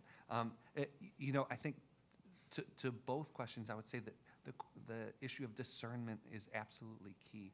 I'm extreme, and I've led religious outreach for a presidential campaign. I'm extremely wary of giving any sort of guidance or responsibility, especially to pastors. It is their role to endorse candidates or nudge. Pastor's responsibility is to pastor. And so what we've seen, what's been helpful on the progressive side, is we've seen a buildup of religious institutions that are parachurch and that are faith-inspired but don't have a responsibility for shepherding a congregation, that are able to be more forceful in speaking to candidates and electoral issues. But for the church, I think that's a matter of the church's tradition. I think different denominations and different backgrounds have a different tradition of political activism in that way, and that should be respected. And I'm really hesitant to put that kind of burden on pastors. Yeah. I just wanted to respond to the question about politics. There's a fantastic new book out by a Duke political scientist named Nick Carnes called White Collar Government. And one of the findings in this book is that in the history of our Congress, only 2% of members of Congress have come from working class backgrounds. Only 2%. And today, the majority of members of Congress are millionaires. And I can go on and on. But so I want to move the question from one about leadership to one about leadership development. because when I talked about churches and progressive churches as schools of democracy, and those churches that are tied to faith-based community organizing, that is precisely the value that they bring that I think we need to lift up, is the role of leadership development of ordinary people to realize and to be able to do extraordinary things, including running for office, not just supporting or not supporting a candidate, but being trained and developed to take ownership, political ownership of their own communities themselves. And I think we can't underestimate or undervalue that role, especially amongst faith-based community organizing, leadership development. A quick sentence on that. I think one of the reasons religious voices are so important now is that especially with the weakening of the labor movement, the churches are the only mass organization representing many, many poor people, and they are the only organizations at a practical level that can often serve as an intersection with power. Some research we did showed that, for example, on neighborhood community development, the pastors are the only people who get the attention of the banks. And they could kind of they could vouch for community efforts. And so there are many different reasons why faith is important, but at this moment, it may be more important than ever for that reason. I wonder if I could, since we only have 2 minutes left here, I would like to call an audible, and not for the first time this morning. I would like, as the conclusion of this panel and following on the set of questions just addressed, to give the Reinhold Niebuhr professor an opportunity to reflect on this theme of in the world, of the world, and dangerous as opposed to appropriate, or maybe appropriate but dangerous ways in which religion and faith communities can engage the world of politics, because this is a risky business. Well, yes, it is. Although, I have found over the years that it's actually harder to draw this line in theory than it is in practice.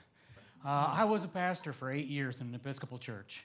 And during that time, I'm out raising medical aid money for Salvadorans and arguing, getting churches to become sanctuaries and the like. And so just deeply involved in sort of classic work of this sort, or social justice work, where you're calling on the conscience of the church to transform structures of society in the direction of something that approximates a social ethical ideal. And honestly, I don't ever remember being torn in any moment about where is the line about partisan politics.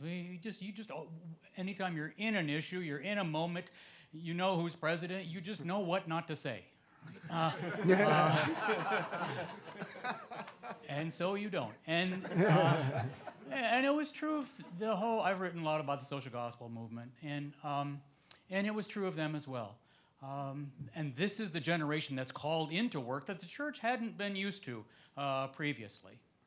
But then they get that if people suffer because of politics and economics, then the church is going to have to deal with politics and economics, going to have to take it on and find ways that it can indeed bring its social conscience to the work of society in order to make it a better society, because Christian convictions do have ethical implications that play out in public, that we're betraying the convictions if we're not, in fact, engaged in the work, in the public. And all of that, wasn't any different then than it is today. They're just partisan lines where in a time, in a moment, you know what they are. And frankly, I can't think of any Rauschenbusch, Washington, Gladden, Francis Greenwood Peabody, go right down John Ryan, go right down the list of the people who founded this approach to social Christianity, where you can point to and say, well, they crossed it.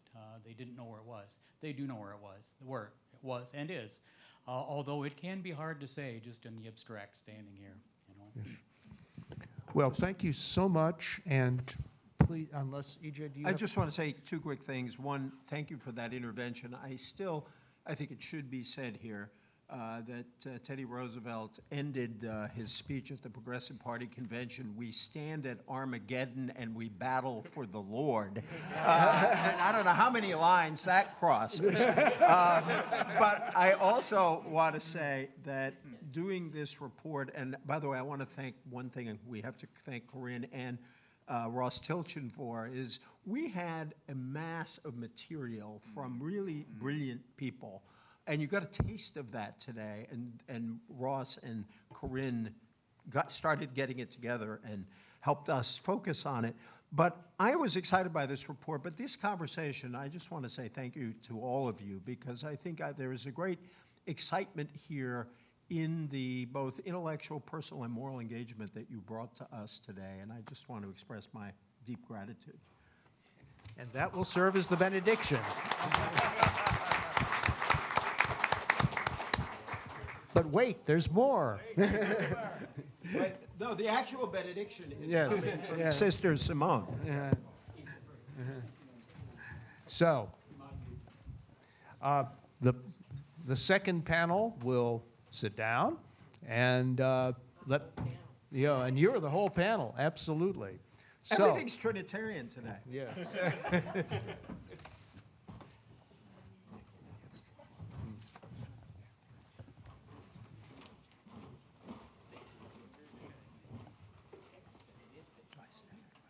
You stay. Can't get off that easily. Do I just do it? Just do it. Well, All right. after I we need a introduce- formal, yes. After I introduce you. Now, but your instinct was correct, because in fact you need no introduction, particularly in this room. But I'm gonna give you one anyway. It's not gonna be what you deserve, but it's what the time allows. As I'm sure everybody knows, this is Sister Simone Campbell. She served as the executive director of Network since 2004. I suspect that she's both best known to the public as the instrumental organizer of the Nuns on the Bus tour, which was evoked, I believe, by Congressman Ryan's budget. And she was a featured speaker at the 2012 Democratic National Convention. And I am both authorized and directed to say that she's also the author of a fresh new book called A Nun on the Bus, surprise. And she has graciously consented after her talk and the closing Q&A to sign copies of their book right outside the rear door. So thank you so much for gracing us with your presence, and we look forward to what you have to say. Thank you so much. What a great honor to be here. And it's taking a little to get used to the fact that I am now an author. I mean, when hearing all of the books people have written, it's like, whoa. I have one. It's very nice. It's pretty. And I think you'd enjoy reading it. But apart from that, I want to look at what is the bridge forward? Where are we going? What does the consequence of this study? And I was really touched, EJ, by the way you ended your opening with inspire, challenge, and heal. Because in my experience, I think that is a hunger in our nation that transcends religion and transcends the identification of right-left, of Republican, Democrat, of Tea Party, of whatever. But there is a huge hunger to be inspired, to be challenged, and to heal. Pope Francis, whom I'm affectionately calling Pope Frank, because I don't think he would mind at all, says in his exhortation that his third point about peace building, which in some senses we need to do in our nation in order to move forward, we need to build peace among this polarized reality that we experience politically. But his third point is, he says, there also exists a constant tension between ideas and realities. Realities simply are, whereas ideas are worked out, which Dr. Dorian was just pointing out. When it comes to where you know where the line is, you just know when you're in the midst of the reality. And then he goes on to say, there has to be continuous dialogue between the two, lest ideas become detached from realities. It's dangerous to dwell in the realm of words alone, of images and rhetoric. So a third principle comes into play. Realities are greater than ideas. This calls for rejecting the various means of masking reality, angelic forms of purity, dictatorships of relativism, empty rhetoric, objects of more ideal than real, brands of ahistorical fundamentalism, and ethical systems bereft of kindness, intellectual discourse bereft of wisdom. It's that lack of reality that I think is at the heart of the tension and the political fight. The fact is, the people of our nation know what is happening. On our bus trip, I think one of the things that captured imagination is that we came to lift up the local stories. We came as learners to local reality to hear the story of the struggle of people and to hear their worry, their concern. We drew a bunch of Catholics who were quite upset. And what you have to know about the bus is, while yes, the bus was an amazing experience, it was a direct response to the Vatican's censure. So it was the Holy Spirit's fault that the whole thing happened. But it really was an effort to use our notoriety from the Vatican, thanks to the Vatican. So, but what we discovered is, as learners in the local reality, is people have a story to tell. Everyone has a story to tell. We drew nuns, we drew Catholics, we drew a wide variety of faith folks. I'll never forget the first night in Des Moines. I had never realized that there was a Buddhist temple in Des Moines, and they all came to our opening event. It was a stunning thing for me. But we also touched, as has been mentioned, the N-O-N-E-S, the nuns, because I think what we did was to speak with a heart of clarity, with a heart of candor, with a heart that welcomes the 100%. And our nation needs that healing so that we are no longer divided, but it is a way of coming together. And for me, faith is why I do this. Faith is what motivates me, but faith has political consequences. And hence, it's not so much what politics can do with faith, but what faith can do with politics. So if we're candid and not calculating, if we're focused on justice and the 100%, let me tell you a couple of quick stories, because this is why we've got to do this work. A couple of weeks ago, President Obama signed the executive order to lift minimum wage for federal contract workers, and I got to be at the White House. I mean, really, join the convent, lead a quiet life. It's just amazing. But I got to sit next to this beautiful woman, Robin, who's probably in her late 20s. She was so excited to be in the White House, and we were in the second row. It was fabulous.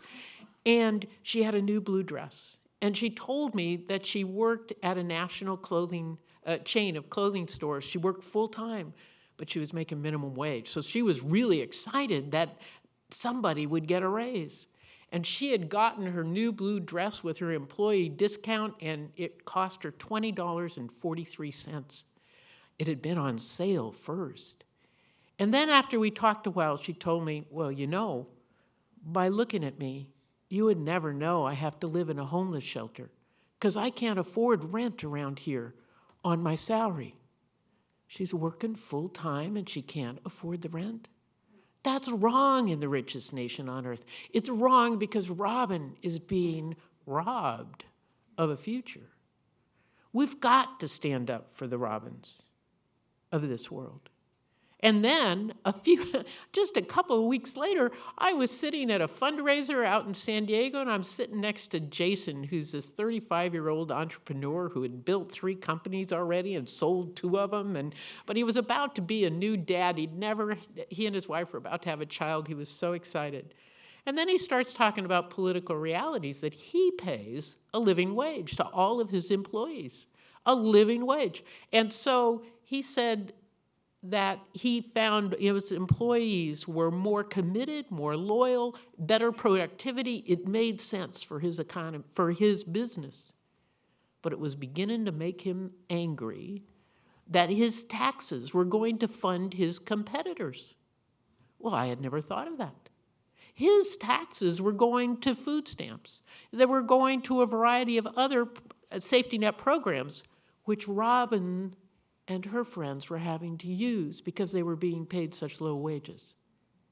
It is wrong that our people cannot earn enough in their employment to live in dignity. In the richest nation on earth, we're better than this. We need to speak of the stories of Robin and Jason.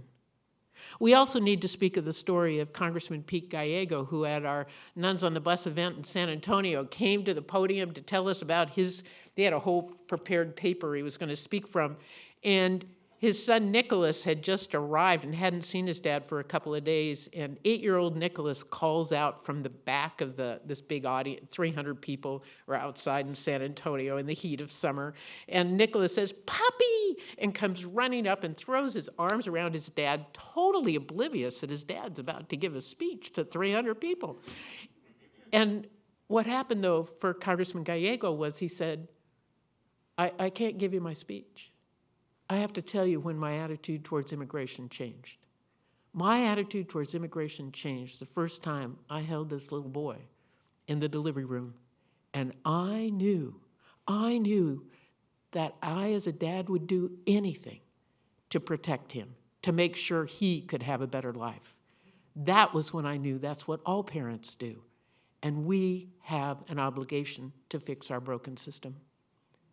A couple of days later, I was outside Tucson at the Pasco Yaqui Reservation, and Chairman Pete told me that he himself had found the body of a woman curled under a big Palo Verde bush, and when they rolled her body over, she was holding the body of her young child.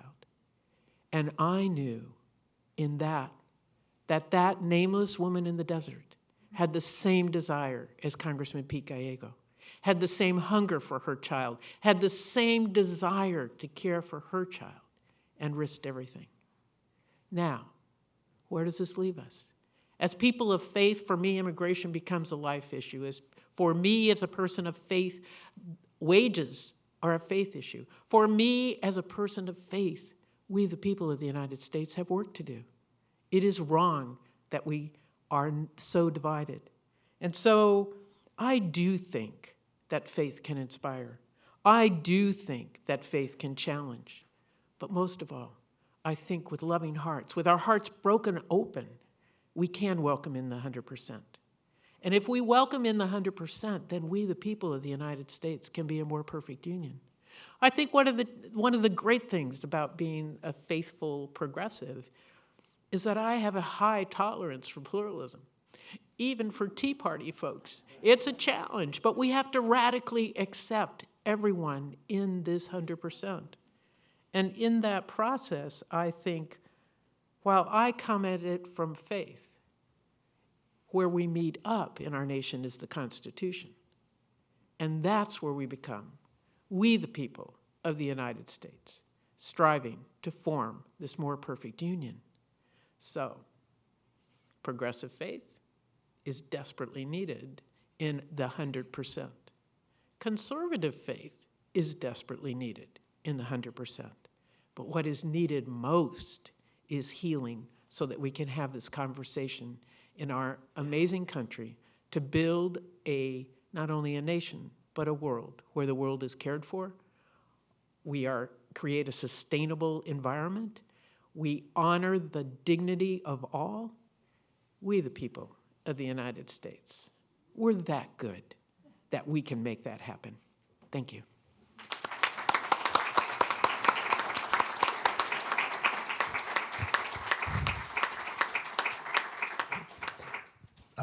Sister Simone, you're not going to get off that easily. Please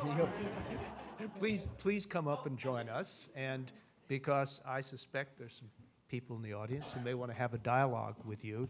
So, as promised, we have about 15 more minutes, and please feel free, since almost everybody who's spoken this morning is still here, you may address your questions to Sister Simone Campbell or anyone else who may have piqued your interest. So there is a hand, a young man in just about the back row.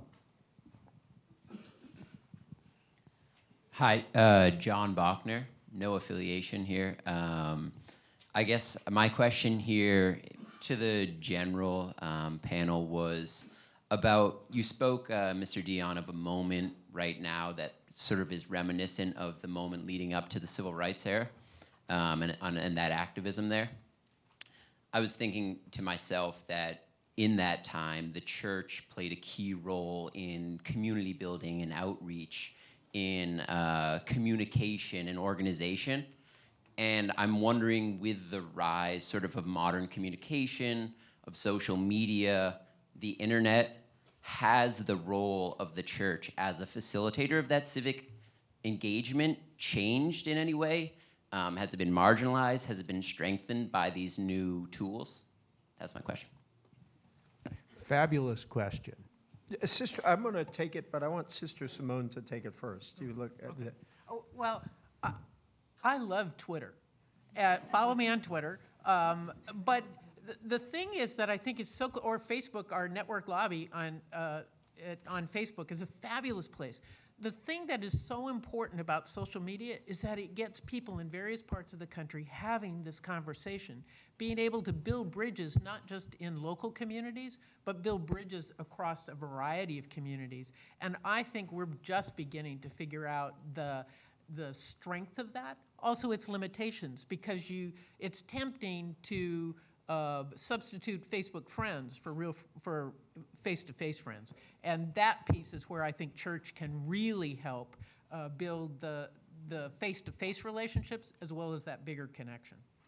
Yeah, I am struck by the links back from the new to what we look at as the old.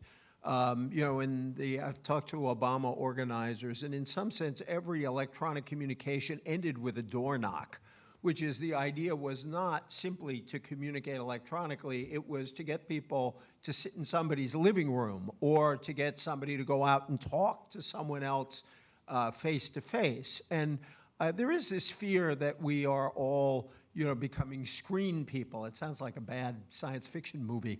And yet my experience, with kids, with people, is that it is, yes, you can spend too much time on screens, but mostly it leads to personal connection, and that the space provided by the church, I think, is very important to all of that kind of organizing. I mean, one of the reasons the church was so central to the civil rights movement and to the African American community generally is it was, for a long time, the only free space African Americans had, because everything else was subject to various kinds of oppression. And it was sort of, in some ways, the original free space out of which came, it's not just a Union Seminary term, liberation. So I think that there is a real possibility of interaction here. It cannot stop with the screen or the tweet. There are more than a few organizers in the front row. If they want to add any comments to the first two, or has everything been said? Okay. I'm going to shift over to this side of the room. There's a gentleman over all the way over on that row, the red tie. Hi, my name's Christopher Hale. I run Catholics in Alliance here in D.C. and I write weekly on faith and politics for Time. I think Michael and Gabriel, their names they're both named after angels, and I think it's great because they had really prophetic comments, I think, about the role of young people in the progressive movement. It seems that they implied that a progressive faith movement without Jesus, with only banners and balloons, is dead. And it seems that the future of a progressive faith movement with only banners and balloons is dead. I don't think that's really compelling to society. But there's a reality that we have to exist in a secular society. And so how can we be authentically faithful authentically Christian, if you will, and proclaim Jesus and still exist in secular society and be in play in democratic politics? You know, one thing I wasn't able to say is that, yeah, so it's it's hard for the progressive movement because what you find is that in the nominally religious conservatives generally operate in a culture which values religiosity.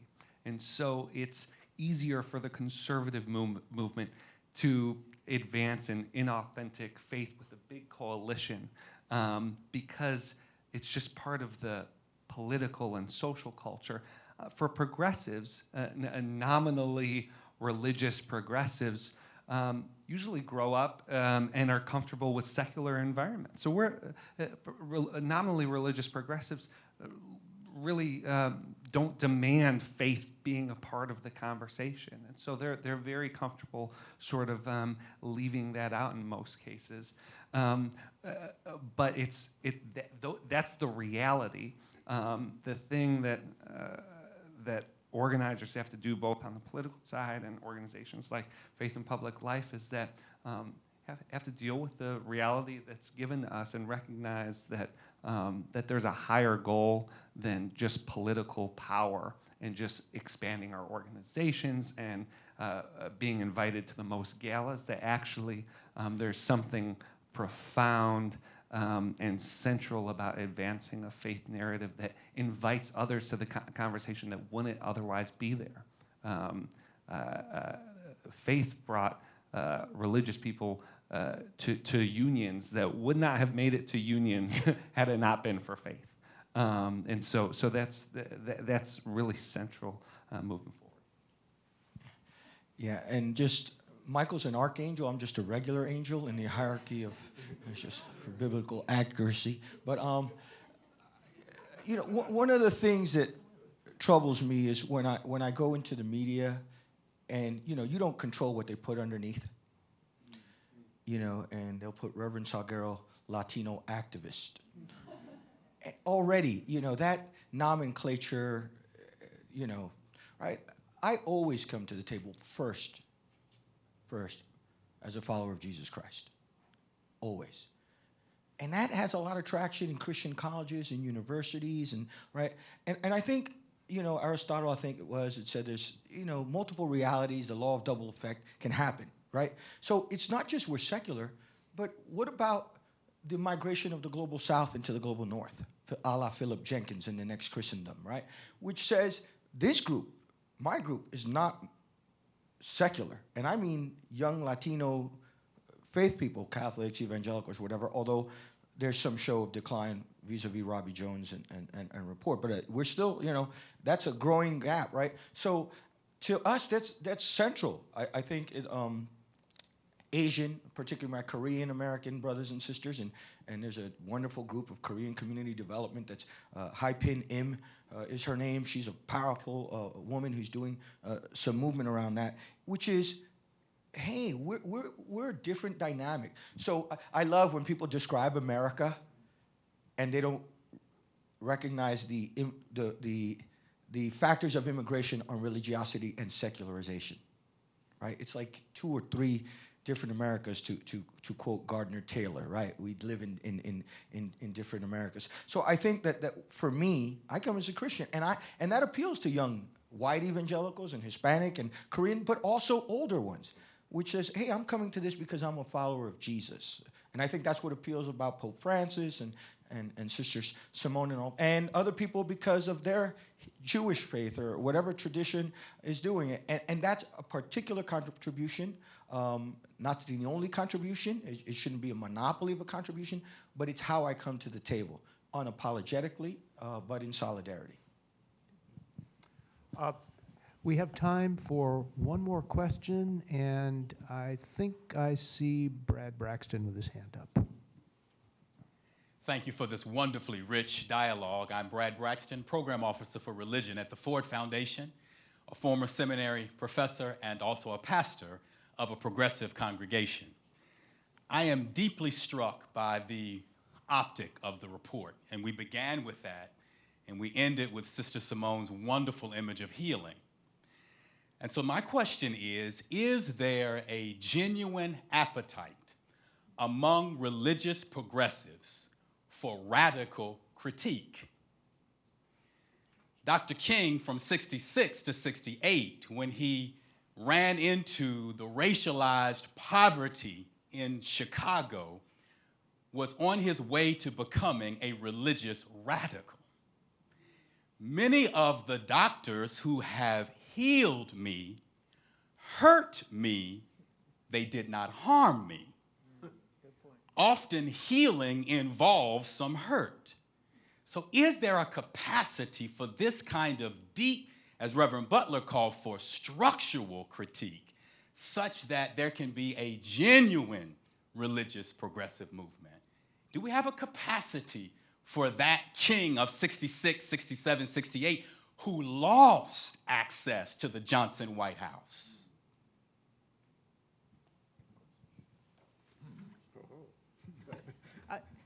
Fabulously put. And welcome to Ford.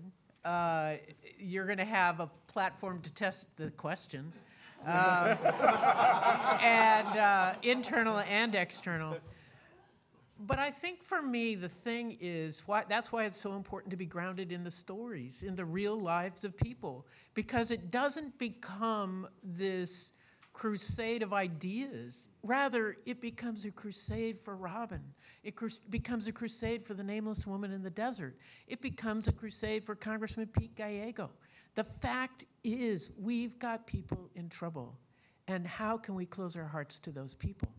And if, from my perspective, if I'm grounded in those stories, man, I'm kind of ferocious. I want to protect my people. And these are my people. So I've issued all these invitations to a bunch of politicians to come meet my people, because I really think that it's meeting reality that we've got to do. And if we meet reality, then that stretch to the ideal, to the change, it becomes natural. And quite frankly, to Chris's point about, well, where do you do with Jesus in the face of it, is exactly what Jesus did. Jesus told stories and touched people's lives, and touched them where they hurt, and that was healing. So we've got to touch the pain of our society. Otherwise, we'll never be healed. So it's a challenge. But for me, it's grounded in people's stories. Could I just say something? First of all, I appreciate that question a lot, because I think all of us need to take our Dr. King whole, and that there is a tendency in our discussion of King to like a particular piece of him, hug that piece and ignore the rest of it. So the King of the Vietnam years often disappears. What I think the King, sort of taken whole, had in common is, even in the radical years, he never lost sight of the healing part. And that the idea of making a very tough critique of what is designed to lead to something better. And I think, and we could have a long conversation about this, I think he never lost, even when things were not going as well, even when he was less welcomed, I think he never lost this idea of conversion of adversaries. In other words, that he was willing to confront adversaries, but always with the idea of conversion somewhere in his mind. And so I think it is possible, I think, to hold two ideas in your head at the same time, and to hold the whole King together by saying that the hard critique never excludes conversion or, as you suggested in your rich metaphor, healing. Well, I have, been somewhat more restrained than is my wont throughout this morning, and your question deserves a longer response than I can possibly give it. But I would say this, and I guess this is in the spirit, though not exactly the letter of EJ's remarks, that there is a distinction, at least in my mind, between an understanding that goes to the roots of the problem and is radical in the foundational meaning of that term. And an act of line drawing that in the world repels rather than attracting. There is a right way, or should I say a productive way and an unproductive way of moving from a radical understanding, which is where any serious politics begins, to engagement with the world. And if one engages in the spirit that there are permanent friends and permanent enemies, people are going to respond, and they probably will not respond the way you want them to. And so I think that the radical understanding is one thing, and demonization is a very different thing. And it is very difficult, once one has a radical understanding of the problem, to move across that line in the way that may make long-term healing harder rather than easier. The word discernment has been used more than once this morning, and I'm not saying that there's an easy formula for figuring out how to be radical and a healer at the same time, but it seems to me those are the two things that need to be kept together. And it is it's a challenge. It's a challenge that goes to the heart of what I call the ethics of speech. Right? The use of words has its own ethics and its own politics, and I think we have to attend to that in everything we do, and in particular everything we say, because I've spent the past 7 years of my life studying political polarization in the United States. This is a breaking society, and I hope and I pray that it doesn't become a broken society, but we all have a responsibility to prevent that from happening, and what we say is just as important as what we think. With that, please join with me in thanking these extraordinary panelists.